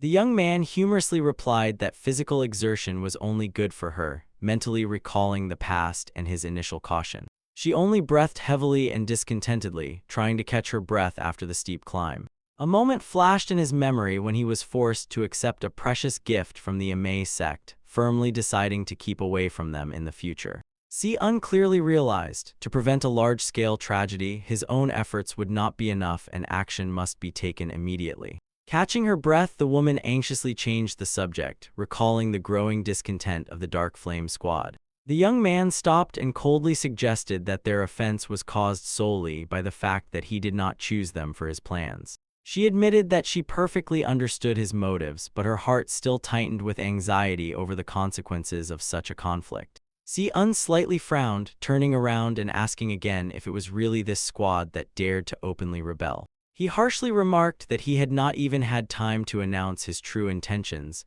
and the subordinates were already allowing themselves insolent complaints. His eyes flashed with icy fury as he stated that they had rudely crossed the line of what was permitted. The woman gently placed her palm on his shoulder, trying to calm the sudden outburst of destructive anger. She kindly reminded him that people were outraged not for their own benefit, but out of sincere concern for the future of the family. The companion wisely added that a true leader must be able to soothe the hearts of his subordinates, and asked him never to forget this. Having calmed his emotions, Si-un respectfully folded his hands and firmly promised to engrave her instruction in his memory. Seeing his submission, the woman's face was illuminated by a warm, almost maternal smile. Her gaze was filled with deep tenderness and boundless pride for the mighty warrior he was becoming. With nostalgia, she jokingly stated that for her he would forever remain a 5-year-old child, to which the young man ironically asked where she had seen such gigantic children. Eventually, they reached their destination and, with a lit torch, delved into the gloomy depths of the abandoned mine. Looking back at the cold walls, she asked in surprise why he needed this completely useless territory obtained from the Amei sect. Instead of answering, Si-un abruptly stopped and ordered his sister to be extremely careful, as deadly energy was swirling ahead. The woman instantly covered her face with a cloth, shocked by the incredible density of the poisonous aura in an ordinary cave. Frightened, she suggested retreating immediately, but the young man authoritatively ordered her to start the circulation of the poisonous heart formula. He explained the deadly method in detail. Instead of the usual meridian protection, she had to use the acupuncture point of destruction to absorb the poison directly into herself. Si-un ordered to concentrate true energy and mix it with the poison, then pass this lethal mixture through the entire body. Noticing her panic, he looked her straight in the eyes and firmly asked her to trust him. The woman froze, looking at his confident figure, and sudden memories carried her away in a powerful wave to the distant past. Before her eyes appeared a scene from childhood, when she, angry and crying, cruelly pushed her little brother away with words of hatred. Then their mother gently scolded her, explaining that Si-un was seriously ill, and she had to be an understanding older sister. But in her soul she screamed in pain, for she herself was only a little child desperately needing a crumb of attention. Bitter tears of loneliness often became her only friends in the dark, empty corridors of the huge mansion. In moments of greatest despair, she whispered to the darkness that she dreamed of being the only child in the family. However, her sinful thoughts were interrupted by the frantic cry of the servants, announcing terrible trouble with the young heir. In panic, orders were shouted to call the healer, for the boy had suffered terrible burns in the forge's flames. She ran through the corridors, gasping from tears and cursing herself, convinced that this was karmic punishment for her cruel wishes. Bursting into the room, the girl froze before the bed where her tiny brother lay, completely wrapped in bloodied bandages. Despite the hellish pain, he extended to her a roughly forged dagger wrapped in his hand, the true cause of his injuries. In a weak voice, the boy whispered that he had made this weapon as a gift especially for her. At that moment, her childish heart shattered into pieces, and she made the most important decision of her life. Firmly embracing her maimed brother, she vowed to believe in him and protect him to the very end, even if it cost her life. Memories dispersed like smoke, and the woman, resolutely closing her eyes, began fearlessly drawing in the deadly emerald aura. She mentally screamed, feeling how the aggressive poison did not burn her organs, but obediently concentrated inside. The energy was not just accumulating, it perfectly merged with her own power, becoming her absolute weapon. With indescribable shock, she opened her eyes wide and looked at her palm, which radiated a dense green glow. Deeply impressed, she asked her brother about the nature of this miracle, to which he calmly called it an ordinary trifle. Si-un casually explained that he had only applied the Amei teachings to their formula, mentally deciding to conceal the art of the poison demon to avoid unnecessary questions. But as an experienced warrior, the sister immediately understood that such perfect synergy could not be a mere coincidence. Without letting her recover, the young man led her deeper into the cave, assuring that further concentration of the poison would bring absolute benefit. Following him, she looked at him with reverence, shocked by the realization that her brother had created a higher, perfect combat technique. She wondered whether he possessed the talent of a true grandmaster, since absorbing deadly poison now felt like swallowing healing century-old ginseng. The power of this new technique, which she mentally named the poisonous cloud formula, continuously filled her danchan with pure energy. The mechanism was insane. Half of the poison turned into a weapon and the other half became life force, opening the path to absolute might. Suddenly Si-un stopped, seeing that the emerald aura around the woman had reached its peak. He noted with satisfaction that her previous training had become the perfect foundation for breaking through the spiritual barrier. The woman fully immersed herself in a state of absolute trance, rapidly breaking through to the early stage of the peak level. The young man carefully lowered the torch to the ground, fully concentrating on the process. Recalling his former helplessness, he decided with manic determination to personally direct her flows to lead his sister beyond human capabilities. Si-un stood behind and released his aura, forcibly stabilizing her energy during the most dangerous stage. A predatory focus appeared on his face as he mentally forced the energy to obey, knowing that only one step remained to triumph. The cave space was torn apart by a dazzling flash of energy lightning, as the chains of her old limitations were destroyed forever. The wave of power gently subsided, and the woman slowly exhaled, opening her eyes, in which now burned the fire of a true master. Her face expressed pure shock at the realization that the insurmountable long-standing barrier had finally been broken. Si-un folded his hands in a traditional greeting and proudly congratulated his sister on the grand rebirth. Shrouded in remnants of emerald flame, she towered in the darkness, having reached the highest point of the peak level. Her voice trembled with sincere devotion as she looked at her brother and quietly spoke words of boundless gratitude for this new power. A youth from the Tan clan proudly acknowledged his sister as the strongest among them. The girl promised to definitely repay this favor, although the brother brushed off her words. He insisted that it was only the result of her own efforts, but the sister clearly understood that she could never have managed on her own. The flame of the torch illuminated the rocky ground as the youth reminded that their mission here was not yet complete. Before them swirled a dense purple aura of poison, which the boy now clearly felt thanks to his new level of power. The sister agreed to go further, and they together moved deeper into the dark cave. The girl anxiously noted that ordinary plants could not emit such powerful energy, suspecting the presence of a giant poisonous beast. The brother, with a torch in hand, warned that a deadly battle might await ahead, but the acquired core was worth any risk. He decisively stepped forward, knowing that this find would surely help overcome the heavenly curse of C1. The sister froze in confusion, not understanding what he was talking about.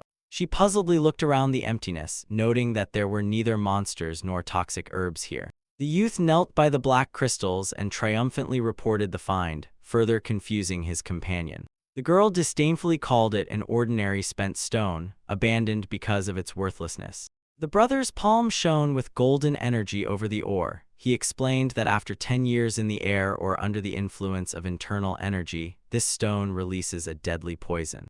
Under the influence of his power, the boulder flashed with gold, and the young man revealed its true name, mineral poison.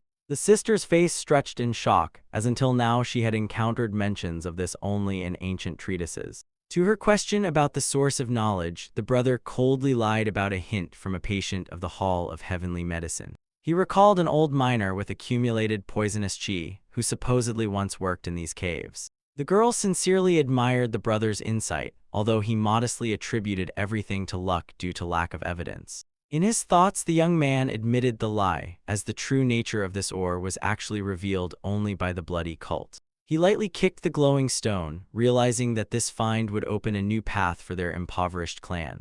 The sisters' cheeks flushed with hope that the poison art of the Tan clan would finally be revived to the joy of their father. A predatory smile played on the young man's face. He himself was eagerly awaiting this triumph. The boy commanded to start work, once again making his companion blink in surprise. He threw a huge sack to the ground, completely confusing the girl with his intentions. Having found the pickaxes and shovels abandoned by the miners, the brother confidently approached the tools. He firmly gripped the handles, noting that only a few are capable of withstanding the poisonous energy of this place. The young man slung the pickaxe over his shoulder and with an innocent smile hinted that they would have to mine the ore together. With a ringing crash, his tool struck the black stone, scattering sparks. The girl clumsily struck the rock, after which the brother began patiently correcting her technique. She raised the pickaxe high, trying to make the widest and most powerful swing possible under his guidance. Furiously breaking the stone, the sister swore through her teeth never to sign up for such terrible outings again. Meanwhile, above the great training ground of the Tan clan in Sichuan, the sun shone carefree. Two warriors fiercely crossed swords in sparring, while one of them irritably doubted the meaning of their efforts. The senior fighter with a scar on his cheek gloomily asked if they would ever have a chance to engage in a real fight. He was outraged that the decision to hire a strategist instead of guards made the entire Dark Flame squad completely unnecessary. A red-haired warrior approached him and harshly cut off, saying that the young leader's distrust was entirely justified. The youth contemptuously reminded that it was their inability to stop the killer that caused such disgraceful treatment. The veteran angrily glared at the newcomer, brutally ordering him to keep his tongue behind his teeth. But the redhead only mocked, calling the elders whining pathetic excuses of a loser who failed to defend against the ambush. Tension flared instantly. The young warrior boldly repeated his words right to the veteran's face, accusing him of loser mentality. The enraged fighter with a scar abruptly stepped forward, roaring that instead of talking, more training was needed. Losing control, he roughly grabbed the red-haired warrior by the kimono collar. With a face reddened by anger, the veteran fiercely demanded the youth to repeat the insult once more. While he threatened the audacious one, a tall, authoritative figure of the leader slowly approached the epicenter of the conflict. Someone's mighty hand suddenly intercepted the wrist of the furious warrior, firmly blocking the strike. It was Ha Huyan, vice-captain of the Dark Flame squad, who in an icy tone ordered to immediately stop this circus. The veteran instantly unclenched his fingers and, lowering his gaze, quietly apologized for the outburst of anger. The vice-captain calmly explained that he understood their dissatisfaction, but the young clan leader definitely had his own weighty reasons. However, looking at the cloudless sky, even he himself felt doubt about the bizarre idea of making the strategist a guard. Deep in his soul, the man strained to decipher what exact plan had matured in the head of their young master. The action shifted to the noisy, sunlit streets of Sichuan, where city life was bustling. A young maid with a joyful smile held a full basket of vegetables, dreaming of preparing a lavish dinner. Seeing the juicy meat, she decided to thank the hosts and buy the favorite dish of the young master. While the butcher skillfully chopped the carcass, a stranger addressed the girl, confessing that he was a traveler and in the city for the first time. Flashing the lenses of his round glasses, the boy politely inquired how to get to the residence of the Tang clan as quickly as possible. This confused youth in simple clothing looked completely helpless amid the bustling crowd. The maid sighed with relief, realizing that before her was an ordinary scholar, and therefore, bringing him to the estate would be quite safe. Introducing herself as a clan worker, she offered to be his guide, to which the traveler gladly agreed. Their route lay along a picturesque forest path, wrapped in the golden rays of the evening sun. They confidently walked on solid ground, leaving the noisy city far behind. Along the way, the boy did not stop for a moment, emotionally reflecting on the unfortunate fate of the strategist who made a mistake in choosing the Lord. Waving his hands, he sprinkled historical names, recalling corrupt ministers and the miserable ends of loyal servants. The girl silently walked ahead, barely restraining her irritation at this unbearable loudmouth. When the young man started another long song about the cursed masters, the maid seriously wondered if it would be better for her to just run away into the forest. Suddenly, the walk was abruptly interrupted by someone's heavy leather boot, threateningly stepping onto the path right in front of them. In front of them stood the young leader of the Tan clan, whom the girl immediately joyfully recognized and called out to. Her eyes widened in surprise when she saw the terrible condition of her masters. The exhausted sister barely stood on her feet, while the brother, with an awkward smile, carried a dirty sack with ore on his shoulder. To the frightened questions of the maid, the exhausted girl just waved her hand, having no strength to explain all their adventures. The attention of the clan leader was instantly caught by a stranger in glasses, who rudely approached and began scrutinizing his face. The scientist muttered fascinatedly about dark eyes, perfect eyebrows, and expressive cheekbones, which caused the young man silent surprise. Having assessed the structure of the jaw and forehead, the boy pompously proclaimed that this face was made to command an entire court of officials. The lenses of his glasses flashed with the fire of fanaticism as he wildly exclaimed that before him was the true physiognomy of the supreme ruler. The maid awkwardly intervened, apologizing for the strange scene, and explained that she had brought this prophet to their residence. The youth instantly dropped to one knee and with deep reverence folded his hands, declaring that from today he would serve as the personal bodyguard of the young leader. The heir of Tan fixed his icy, impassive gaze on him, coldly accepting this statement. In the imagination appeared the majestic figure of a strategist playing with fates on the global map of the world, for in all lands he was known as the greatest mentor of the celestial empire. Before the clan leader bowed low, the instructor of 1,000 gazes himself, the legendary strategist Yo-sun. Only novices remained on the training ground, whose fighting spirit was completely shattered after the captain's disappearance. The senior warrior with long hair silently observed this chaos, mentally asking himself whether today's training was over. Suddenly, a stern order to stop was heard, and the master stepped forward with firm steps, declaring that this could not continue any longer. The young clan leader appeared accompanied by the bespectacled man, coldly noting that the situation was even worse than he had expected. The warriors instantly knelt, paying homage to their young ruler, who reproached them for turning the training into a pathetic rest. One of the fighters shuddered discontentedly when the leader contemptuously asked if they had decided to turn the exercise into an ordinary game. Maintaining icy calm, the young leader suggested starting with an official introduction. He introduced the young man in glasses, declaring him unequivocally as his personal bodyguard. A wave of outrage and skepticism swept through the crowd, as the fighters could not believe that this frail boy was capable of protecting anyone. The bespectacled boy awkwardly panicked but quickly composed himself, loudly promising to bravely defend his master like a true legendary warrior. Suddenly, the leader's heavy boot came down with devastating force on a massive stone, shattering it completely. Black fragments of the mysterious ore scattered with a rumble across the entire platform, causing the warriors to reflexively retreat. The accomplices recognized with horror in the fragments a mineral poison, whose destructive power equaled that of the 8 deadliest toxins in the world. The news of the presence of such a terrible substance caused panic among the fighters, who began to recoil in fear from the dangerous stones. The leader's eyes remained cold and emotionless as he carefully studied every reaction of his subordinates. He mentally noted that among all this crowd there were still a few worthy warriors who maintained steel composure. However, the majority proved to be an absolute disappointment, cowardly retreating at the very first threat. Calming his subordinates, the leader assured in a calm tone that he and his sister had already completely suppressed the toxicity of the ore. His hand authoritatively rested on one of the fragments, demanding maximum concentration and attention from those present. The leader's face was illuminated by an ominous greenish glow of poison as he unequivocally declared the return of the Tan clan to the forgotten art of poisoning.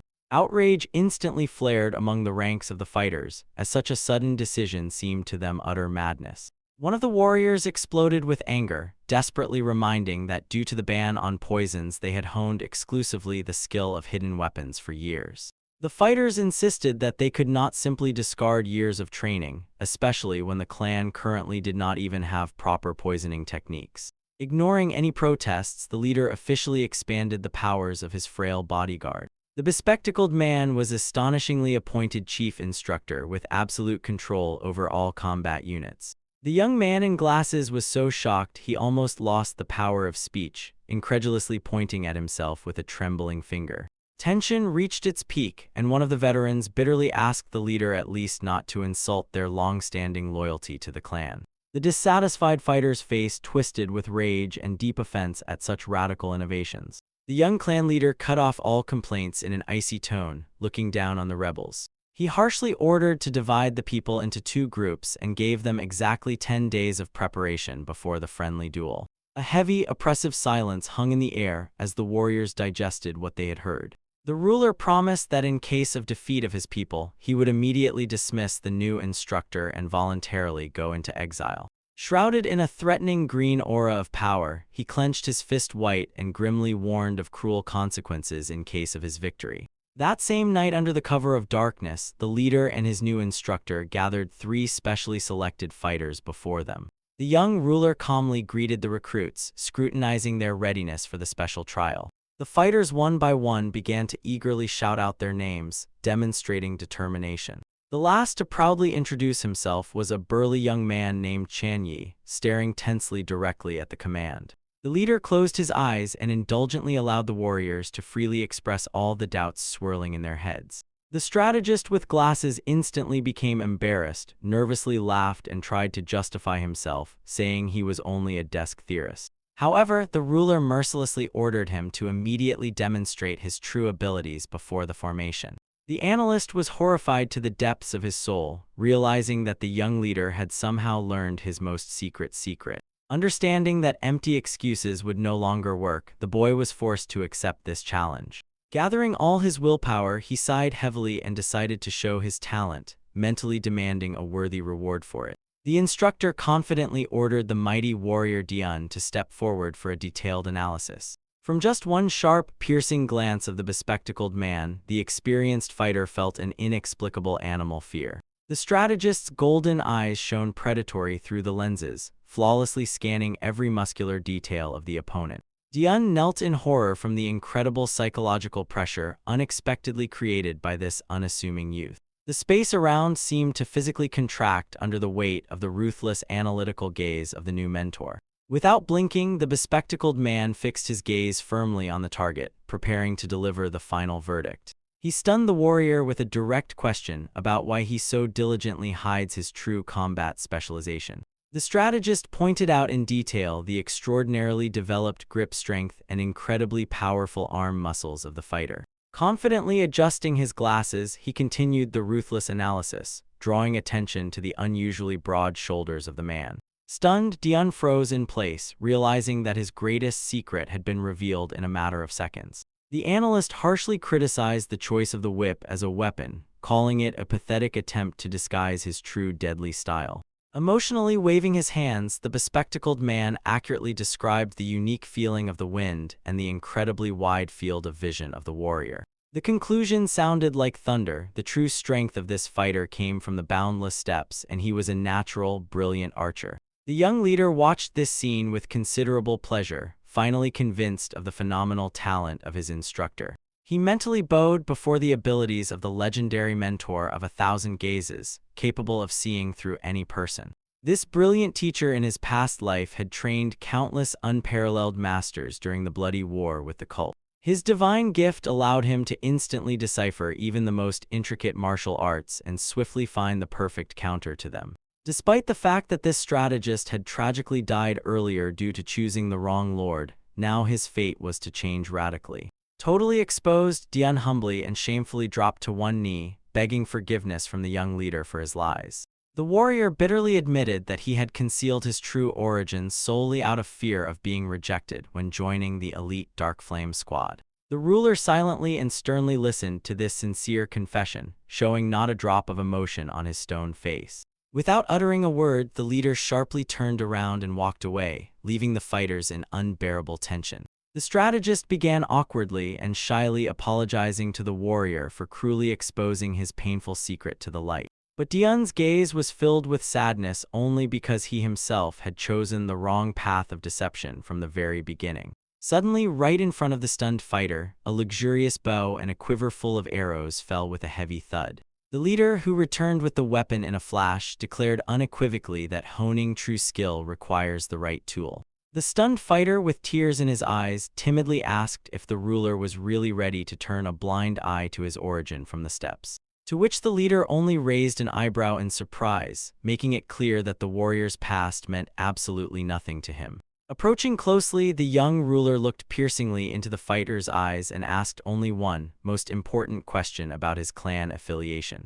Pure, untamed power radiated from the leader as his hand firmly gripped the weapon in anticipation of the answer. The air literally sparkled with emotional tension as the warrior realized the grand scale of the trust bestowed upon him. Dian burst out in a desperate cry, proclaiming himself through tears of loyalty as the true and lifelong son of the Tan clan. A barely noticeable but sincere smile touched the leader's lips, who contentedly acknowledged that this loyalty was the only thing that truly mattered. The protagonist gave a harsh order to dismantle the martial arts of the three subordinates and create an entirely new foundation for them. He challenged Yo-sun and he, blushing deeply, confidently agreed to handle the task. The scientist was to lay the theoretical foundation, while the protagonist took on improving the poison techniques. Three fighters stood at attention, their faces radiating unwavering determination and readiness for hellish trials. The warning that from now on they would forget about sleep only encouraged the subordinates. One of them shouted that he would sleep only after death. Pleased with their fanaticism, the hero ordered preparations for training, to which the squad instantly responded with a loud chorus of obedience. Night fell on the luxurious residence, and only in one window did a warm, lonely light continue to burn. In the silence of the room, Yo-sun sat opposite his leader, anxiously asking how exactly he had uncovered his true identity. The protagonist coldly recalled how in his past life letters analyzing basic martial arts caused real chaos in the martial arts world.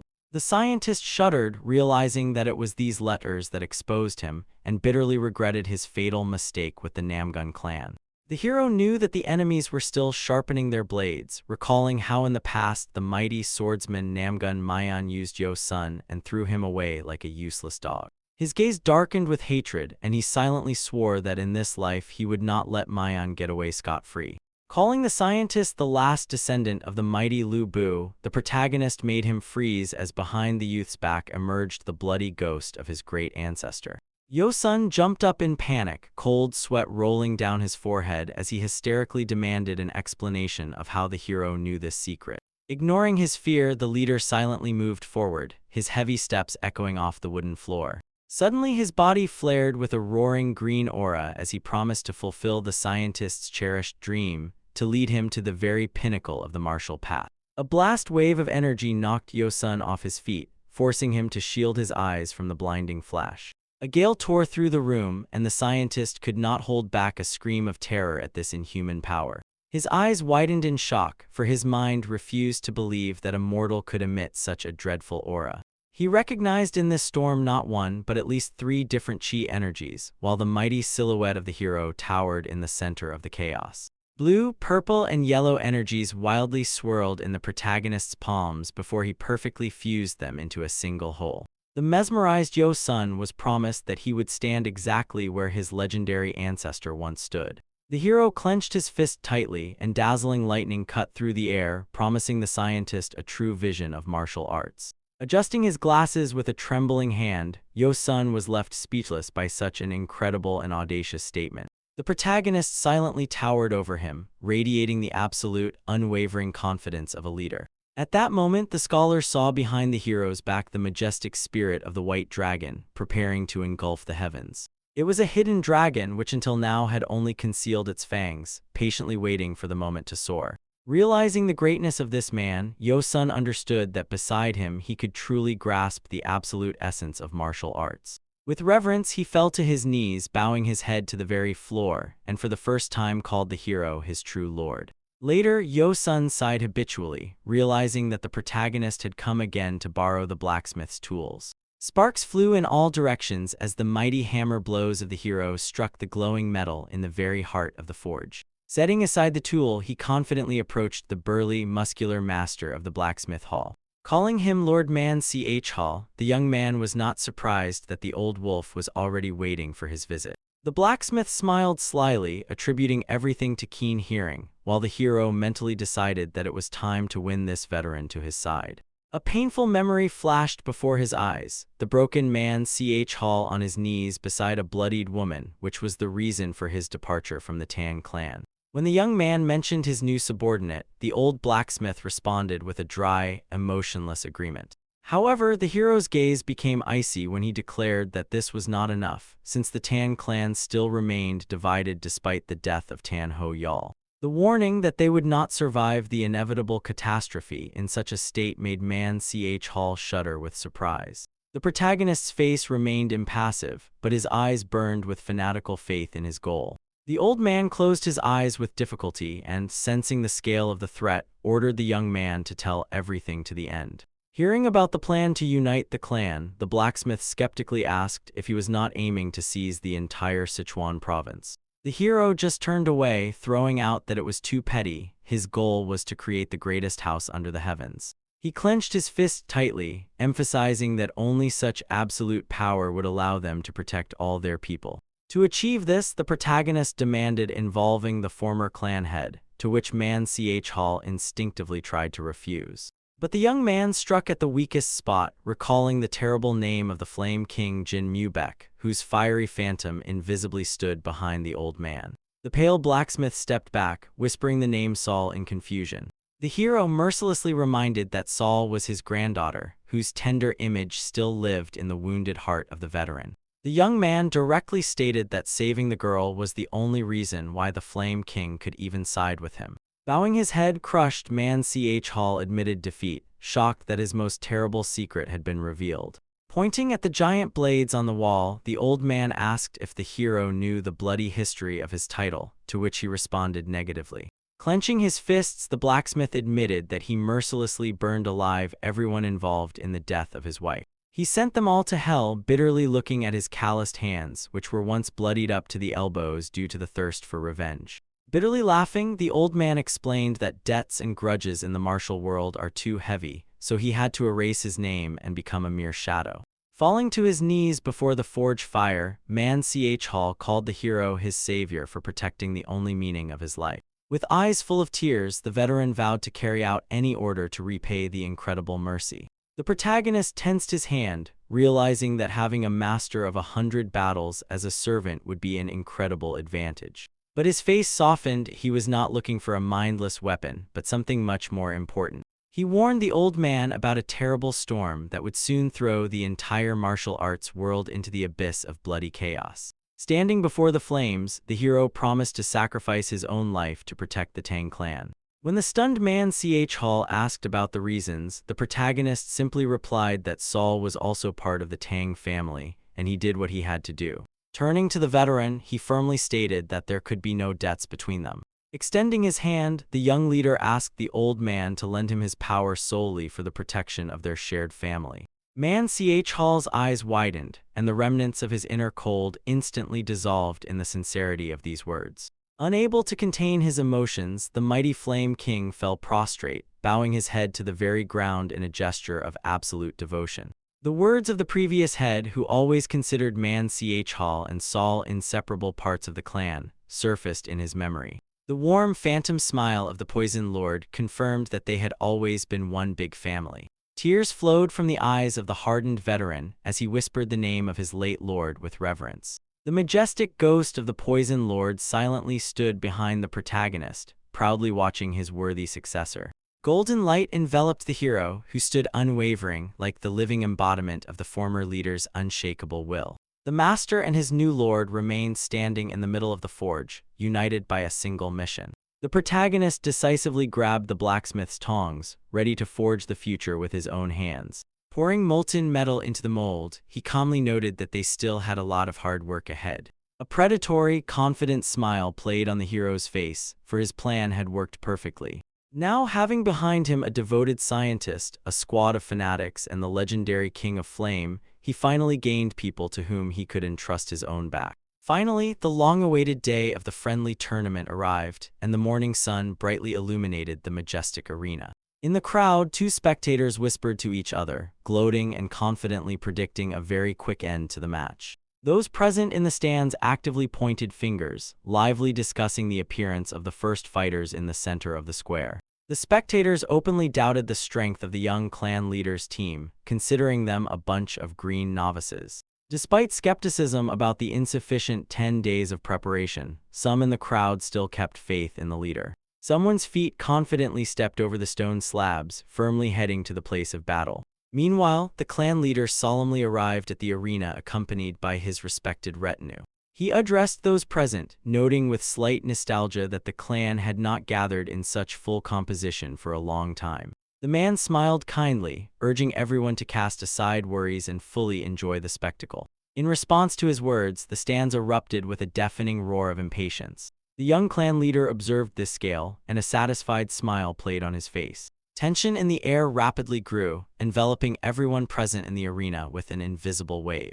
The judge stepped forward and sternly announced the rules. Only blunt weapons were allowed, and strikes to vital points were punished by immediate disqualification. He also clearly added that only representatives of the vanguard from each team would remain on the field. A deep incomprehension of the sudden changes was reflected on the face of one of the enemy fighters. The red-haired warrior Da'un steadfastly took his position, although the presence of the instructor nearby continued to confuse the crowd. Instructor Yo-sun, wearing glasses, energetically clenched his fists, fervently convincing the young man of his unquestionable victory. The young leader calmly gave a brief order to begin. The older man nearby immediately tried to lecture him, claiming that a deliberate defeat was the best way to calm angry subordinates. The uncle, with an extremely self-satisfied look, continued philosophizing that sometimes losing equals winning. The young man only asked in surprise, completely not understanding the sick logic of his interlocutor. For a moment, a drawn-out silence prevailed, broken only by the whistle of the wind. The atmosphere in the arena sharpened to the limit before the first clash. Opponent Bem Payan loudly burst into laughter, perceiving all this preparation as a pathetic joke. When the distribution of training equipment began, he confidently grabbed a wooden sword. However, his mocking gaze suddenly caught on the strange choice of the opponent. Da'un tightly gripped a bow in his hands, openly shocking the spectators who expected to see his usual whip. An experienced warrior in the crowd skeptically noted that such a weapon would not allow a smooth transition from defense to attack. Amid contemptuous comments about the futility of an archer in close combat, a loud signal sounded to start the duel. Bem Payan arrogantly said that he held no personal grudge and prepared for a quick dispatch. Instead, Da'un completely ignored him, focusedly muttering trajectory calculations under his breath and slowly drawing the bowstring. This blatant ignoring made the swordsman grind his teeth in blind rage. Bem Payan's foot pushed off the stone slab with enormous force. He swiftly rushed into attack, intending to finish the fight with one devastating blow. His dark silhouette blurred in space from the incredible speed of the rush.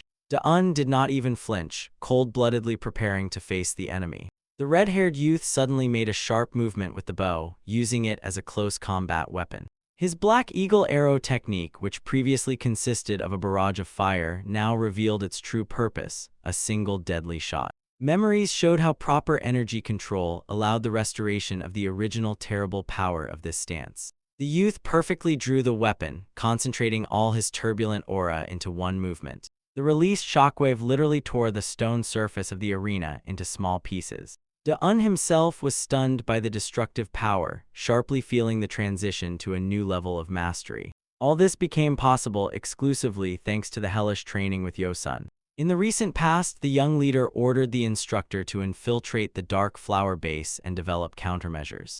Yosun then almost fainted in panic, fearing being caught by a crowd of 20 enemies. However, he received the most indifferent advice: just run for your life in case of failure. Returning to the harsh reality, the blunt arrow flew at a crazy speed straight at the stunned Bempayan. The swordsman barely managed to raise his weapon, instinctively trying to block death. A terrible force of impact mercilessly threw him back, tearing a hoarse groan from his chest. The uncle in the stands froze, stunned that Da'un had quietly broken through to the first-class level. Bempayan fiercely bared his teeth, refusing to accept such a shameful humiliation. His body rolled on the ground with a rumble, raising a thick cloud of dust. Driven by the pride of the elite unit, he gripped the ground with incredible effort, stopping the fall. With a wild roar, the swordsman charged the attack again, completely ignoring the pain. But Da'un acted preemptively, instantly closing the distance for a strike from behind. Bempayan miraculously blocked this attack, instinctively defending with his foot. A fierce exchange of quick strikes at an extremely close distance flared up in the arena. The swordsman finally found a gap in the opponent's defense and struck hard at his weapon. A dull sound of a step rang out as Bempayan firmly pressed against the stone floor. Feeling the longed-for advantage in hand-to-hand combat, he unleashed a hail of devastating blows on the red-haired one. The uncle joyfully jumped up from his seat, convinced of his favorite's swift victory. The young clan head continued to sit with an absolutely cold and indifferent gaze. A heavy fist struck directly into Da'un's jaw, sending out bloody splashes. But the history of battles always proved, when a warrior blindly believes in his advantage, his judgment irreparably dulls. And it was this brief moment of triumph that became the perfect target for the final trap. Da'un suddenly thrust his hand forward, lightning fast, imitating the movement of an arrow. Bempayan mockingly shouted at him to surrender, seeing no threat from bare hands. However, the very next second his pupils narrowed from paralyzing horror. He realized too late that the opponent's hand concealed a deadly secret. Consciousness desperately registered a blunt projectile tightly clenched in the enemy's fist. A terrible blow crashed right into the face, splitting the space with a dreadful crack. The red-haired victor proudly stood over the fallen opponent, breathing heavily and wiping blood. The body of Bempayan lay limp on the slabs, drooling from a deep knockout. The judge, pale from shock, announced the results of the first match in a trembling voice. The arena erupted with wild screams, celebrating the absolute victory of the young leader's warrior. The uncle turned completely pale and squeezed into the chair, refusing to believe in the crushing finale. And the young leader only smiled fiercely, fully understanding that the real bloody spectacle was just beginning. The red-haired youth confidently clenched his fists, discussing the next opponent with his friend in glasses and burning with a desire to fight. Watching their triumph, the dark-haired leader mentally noted that such fighting spirit would allow him to squeeze even more from his subordinates. The gray-haired judge raised his hand, announcing a 15-minute break for regrouping before the next battle. Meanwhile, the captain of the Dark Flower Squad stood gloomily in the arena, listening to his deputies' confused questions about further actions. The leader only wearily closed his eyes and sighed heavily, trying to maintain calm in the crisis situation. He admitted that the enemy's sudden leap in strength was unexpected, but their devastating defeat had another significant reason. At this time, the red-haired fighter heavily sank onto the stone floor, completely exhausted after putting all his strength into each of his strikes. Suddenly, the young clan leader confidently approached the weakened warrior, causing the opponents to tense up. With an emerald glow, the leader placed his hands on the youth's shoulders, enveloping him in a dense aura of healing energy. A powerful impulse of the technique instantly pierced the fighter's body, brightly flashing as it restored his damaged channels. The red-haired man closed his eyes, feeling the circulation of power, and mentally admired the unparalleled medical skills of his commander. The judge immediately intervened, stopping the process with his hand and sternly warning that such assistance violates the tournament rules. However, the young leader only carelessly shrugged, countering that he did not give the fighter any additional energy, but merely reset his state to the initial one. The judge found no arguments and, turning around, sharply asked the opinion of the Dark Flower captain regarding this incident. Sweat ran down the veteran's face as he bitterly admitted his absolute superiority in numbers and strength at the start of the tournament. He perfectly understood that any complaints now would only make their elite squad a laughingstock before the entire crowd. Therefore, the captain calmly agreed to continue the fight on the condition that the opponent was simply restored to basic strength. With a new strike, the second round began, and the restored red-haired warrior fiercely drew the bowstring of his bow. The air around the arena vibrated with growing tension before the inevitable clash. The body of the Dark Flower fighter collapsed helplessly to the ground, marking another lightning-fast victory for the young leader. The red-haired one entered a frenzy, delivering a series of devastating blows and sweeping enemies one by one amid loud shouts. The face of the enemy fighter distorted with shock and disbelief at his own helplessness. The young leader's swordsman unleashed a hail of fierce attacks, forcing the opponent to desperately hide behind a massive shield. A powerful swing of the wooden weapon knocked the shield-bearer out of the arena, bringing an unquestionable victory to the team. Another warrior burst into the fight, delivering quick strikes with a club and causing the enemies to panic from such a striking shift in power in just 10 days. The opponent with a broken face fell to his knees, confirming another triumph of the young leader's subordinates. Watching this horror, the captain of the Dark Flower realized that the skill level had incredibly increased in the entire enemy squad. The arena was engulfed in smoke from the fall of another defeated, bringing the score to 9 consecutive victories and leaving the captain with only 8 fighters. A commotion arose in the crowd. The spectators could not understand how mediocre warriors had turned into absolute elite under the guidance of the new mentor. The eyes of the Dark Flower commander narrowed with a grim understanding of the inevitability of their total defeat. The young man in glasses smiled joyfully, sincerely impressed by how they had learned to perfectly block all enemy techniques. The captain recalled the pale face of the young leader in the past and realized that his condescending attitude towards the sickly youth had been a fatal mistake. Clenching his hand on his belt, the squad leader bitterly decided that the only worthy option was an immediate retreat. However, at that very moment, the young leader stepped forward and loudly proposed to radically change the rules of the game. With a predatory and confident smile, he declared that duels had become too boring and demanded a mass battle of squads. The captain's face stretched in shock when he heard the audacious proposal to arrange a group fight. Among the spectators, a wave of whispers rolled again while the leader of the Dark Flower tensely wondered if the boy was trying at least this way to preserve their remnants of honor. However, looking closely at the young leader's arrogant and cold smile, the captain instantly dismissed these naive thoughts. The gray-haired judge gave the official start to the final group confrontation with a sharp wave of his hand. The commander strictly ordered his warriors not to relax for a second, justly suspecting the enemy's treacherous plan. The two teams lined up on the stone arena, burning each other with focused gazes. With a wave of his hand, the judge gave the final order to begin the fight. The face of Captain Dark Flower twisted with rage as he commanded to deploy the deadly formation Black Arrow with full force. His fighters instantly charged into attack, forming a battle wedge and trying to crush the enemy's defensive line. The power of their joint surge raised a thick dust cloud into the air, creating a furious dynamic on the battlefield. The enemy suddenly used a hidden weapon, releasing a hail of blades at maximum speed. The red-haired fighter nearly panicked, desperately trying to dodge the dense stream of shurikens. His comrade intervened swiftly, deflecting the deadly blades with his weapon and saving his partner from certain death. A loud metallic clang tore through the air as the blocked weapons scattered sparks across the entire arena. The warrior with the shield gritted his teeth and with incredible effort took on another wave of throwing knives. The force of the enemy's strike was so powerful that the shield-bearer was roughly thrown back across the stone slabs. The fighters of Dark Flower quickly and tactically surrounded the group of the young leader, continuously bombarding them with sharp blades from all sides. In the very midst of chaos, the red-haired youth firmly grasped a steel spear with a red battle flag. With a face distorted by maximum tension, he roared a signal for a counterattack and sharply waved the banner. Immediately after this, one of his fighters snarled fiercely and threw a whole handful of unknown spheres directly at the enemies. The Dark Flower warrior instinctively tensed, mistaking them for explosives, but instantly realized his terrible mistake. The young leader smiled sinisterly in the shadow, coldly noting to himself that it was already too late for them to escape. The Dark Flower captain screamed in absolute panic to his men to scatter as the mysterious spheres shattered in the air. The young leader's superior gaze shone with triumph. He a priori could not enter a mass battle without a perfect means to destroy the enemy formation.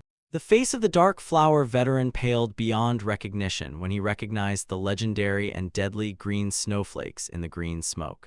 The poisonous fog instantly enveloped the enemy fighters, forcing them to clutch their throats and helplessly fall to their knees from unbearable pain. A dense green cloud completely covered a significant part of the arena, hiding the fallen elite warriors within it.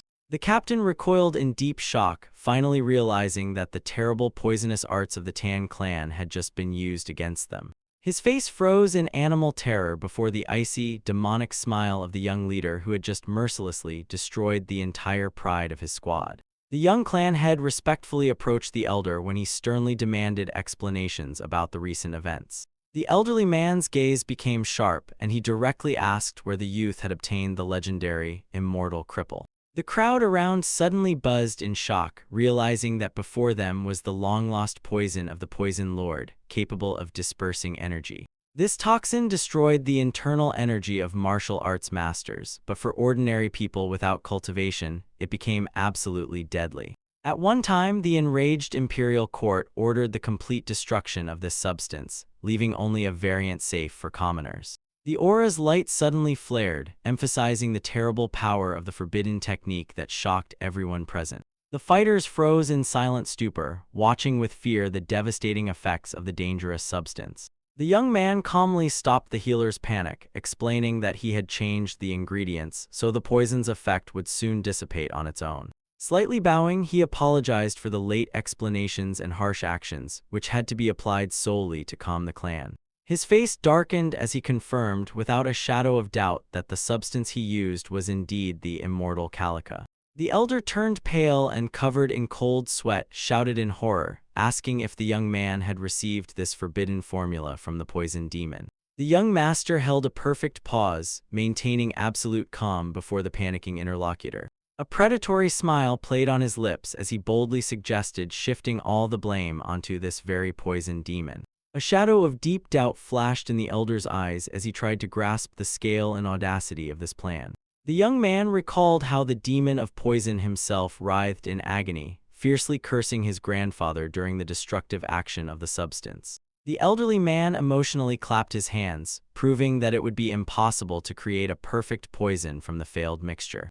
The young man patiently explained that the demon had long and in vain searched the whole world for a component capable of changing the nature of the mixture. Pulling out a dark crystal, he demonstrated the black spent ore that instantly transformed the demonic poison into perfection. It was then that the boy realized that the substance refined by the ore was the very legendary, immortal cripple of his grandfather. The courtyard exploded with enthusiastic shouts. The fighters understood that this power would restore their status as the most powerful clan of Sichuan. The faces of the warriors lit up with fanatical hope and a predatory thirst to regain lost power. The elder's eye twitched nervously from shock as he realized the colossal scale of the power that had fallen into the boy's hands. Suddenly, one of the fighters fell to his knees, loudly begging for any punishment for daring to doubt the leadership's intentions. The young man pierced him with a cold, appraising look, causing the entire crowd to hold their breath in tension. The air in the courtyard became extremely heavy as everyone present awaited the verdict for the guilty. The young leader's eyes flashed dangerously as he unequivocally declared that such audacity demanded inevitable and severe punishment. A young man in glasses named Yo Sun smiled joyfully, reporting that he had already prepared everything necessary for the next step. The elder recoiled in shock upon seeing the mighty master of the Iron Hall who unexpectedly stepped forward. The giant respectfully bowed his head before the young man, swearing to carry out his order without any hesitation or deviation. The clan watched with reverence the absolute devotion of the strongest blacksmith of their order. It turned out that the young leader forged the new weapon with his own hands, not leaving the anvil for the past 10 days. The elder exhaled in amazement, not believing that the boy managed to conquer and sway even this stubborn master to his side. Distributing shining blades to the fighters, the young man sharply cut off, saying these were not gifts at all. His blue eyes flashed with a predatory fire as he ordered to consider these swords as payment for their last journey. Cold steel gleamed in the hands of the warriors, reflecting their unwavering readiness for the worst-case scenario. Pointing to the massive doors, the young man calmly allowed all the frightened to leave without any consequences. Clenching his fist with a victorious smile, he demanded from those who remained readiness to risk their lives for true power. The fighters erupted with a unified battle cry, vowing to engrave his words in their hearts and go to the end. Standing under the blood-red flag, the leader promised to unite them into an invincible force before the upcoming war with the bloody cult. His gaze became as hard as steel when he vowed that none of his people would die in this battle. That same night, swiftly jumping over the bamboo forest, the young man decided to relax and drink without any restrictions. His foot sharply pushed off the bamboo trunk, propelling his body high into the night sky. Gracefully falling through the leaves, he smiled, thinking it was a pity to miss the banquet he had not attended for so long. The light of the full moon illuminated his slender silhouette, silently and swiftly gliding among the dark thickets. Softly landing, he looked up at the moon, recalling that he had not been here since the bloody execution of Sun Wukong. He quietly noted that few knew about this place, but nowhere else had such a perfect view. Without even turning, the young man calmly invited the one hiding in the shadows to come out and enjoy the scenery instead of playing hide and seek. The wind ominously rustled the bamboo, finally revealing the presence of an uninvited guest in the forest. From the darkness emerged a man, scratching the back of his head and nervously laughing at his failure to deceive the young master's senses. The young man did not even flinch, coldly stating that hiding breath and footsteps was only the basic level of tracking. His eyes sharply darted aside, piercing the killer with a sharp question about the true purpose of his visit. The stranger froze, gripping his weapon tighter and preparing for the inevitable bloody clash. The clan leader assessed the opponent's short spear and asked in surprise why he had flying daggers if they were not his main weapon. The spear blade dangerously gleamed in the moonlight, revealing the killer's tension before the attack. A cunning smile appeared on the mercenary's lips as he quietly inquired how long his target had known about the tale. The young man laughed openly, admitting he had known about the surveillance from the first second, and mocked the mercenary for 10 days of futile efforts. Suddenly, the killer exploded with a lightning attack, directing a powerful blow straight to the boy's head. The young master playfully parried the strike, calmly promising to return the weapon to its owner. The terrible force of the collision made the opponent jump back, increasing the distance. Smoothly drawing his own blade, the young man coldly warned that he had not forged it carelessly just because it was meant for a killer. The perfectly forged weapon radiated a deadly aura, ready at any moment to tear flesh. The killer laughed eerily, praising the young man for his cleverness, and suddenly grabbed his own face. With a disgusting crack, he tore the mask off himself, revealing a maniacal smile, and reproached the boy for not understanding the value of this item. The leather mask fell powerlessly to the ground, while the young man calmly pondered the chaos currently reigning in the assassin sect. The boy looked at the enemy's true face with icy contempt, calling it pathetic that the mercenary was forced to wear such a cheap fake. The master flawlessly read the opponent's abilities, noting his mastery of instant kill techniques and deep knowledge of their inner workings. His gaze narrowed into slits as he demanded in an icy tone to know the attacker's real name. The assassin's face was covered by a thick shadow, adding even more menace to his figure before the confession. Stepping into the light, he pompously introduced himself as the third of the Black Assassin's squad, declaring he had come here solely for the flying dagger. Memories shifted to the forge, where the mercenary asked the young man if he had a weapon capable of piercing the neck of the bloody demon himself. Returning to reality, the young man glanced fiercely at the third, harshly asking about his payment for such a job. The mercenary smiled sadistically, offering a choice, either a way to kill the target or that he himself would carry out the assassination instead of the master. The young head sighed in disappointment, stating with disgust that the assassin sect had fallen to the very bottom, taking on a job without even studying their client. The impenetrable darkness of the forest seemed to thicken around them, turning the bamboo grove into the perfect arena for a deadly duel. With burning demonic red eyes, the third rushed forward, unleashing a devastating vertical strike on the young man. The master perfectly and effortlessly blocked the furious attack, sparking a shower of sparks in the night air. The killer grinned maniacally, realizing that their conversation had reached a dead end and only pure violence remained. The young man deflected the blade with incredible strength, coldly promising that they would continue this conversation only after he cut off the mercenary's hand. In the dense bamboo forest appeared a man in blue attire, around whom swirled a sinister dark aura. Seeing the opponent, he greeted him with cold confidence as an old friend. A sudden energy flash tore through the darkness, but the warrior swiftly dodged the strike. From above, a dark-haired attacker lunged at him, but his blade cut only emptiness and a residual image. The master instantly counterattacked, with a powerful sword swing throwing the enemy to the ground. From the clash of their auras, the earth trembled, shattering the bamboo forest to pieces. Fragments of massive stalks rained down on the battlefield, emphasizing the warrior's destructive power. This incredible might was explained by his flawless physique, granted by the heavens for the absolute mastery of martial arts. His combat talent was recognized by Bloody Demon himself, as this killer never failed a single mission throughout his career. He easily absorbed the skills of his victims, walking away with the body of the next target on his shoulder. The reflections were interrupted by an apocalyptic explosion from the grand collision of the Supreme Flame and the Tempered Fire. The attacker realized that before him was stolen technology from the Palace of the Sun of the Southern Sea and rushed to close the distance. The fight turned into a furious aerial confrontation among falling trees. The long-haired warrior aggressively broke forward, extending his hand for a grab and swinging a wide blade. The space was torn apart by a new fiery flash as their weapons just crossed. The enemy unleashed a flaming whip and confidently declared that the current level of the opponent was too weak to overcome the Tempered Fire. Avoiding the strike, the master gracefully pushed off the trunk, blending with the night shadows. He softly landed right in the middle of the raging fire, maintaining icy calm. The attacker smiled sinisterly, convinced that a simple imitation would never surpass his true mastery. With this thought, he put all his fury into a vertical lunge, trying to pierce the enemy through. The blade froze a millimeter from the victim's eye, and at that moment the attacker was pierced by horror from realizing the colossal difference in strength. The long-haired man easily parried the deadly sword strike, finally breaking the opponent's confidence. Without giving him time to recover, he gripped the weaponsmith's wrist with a death grip.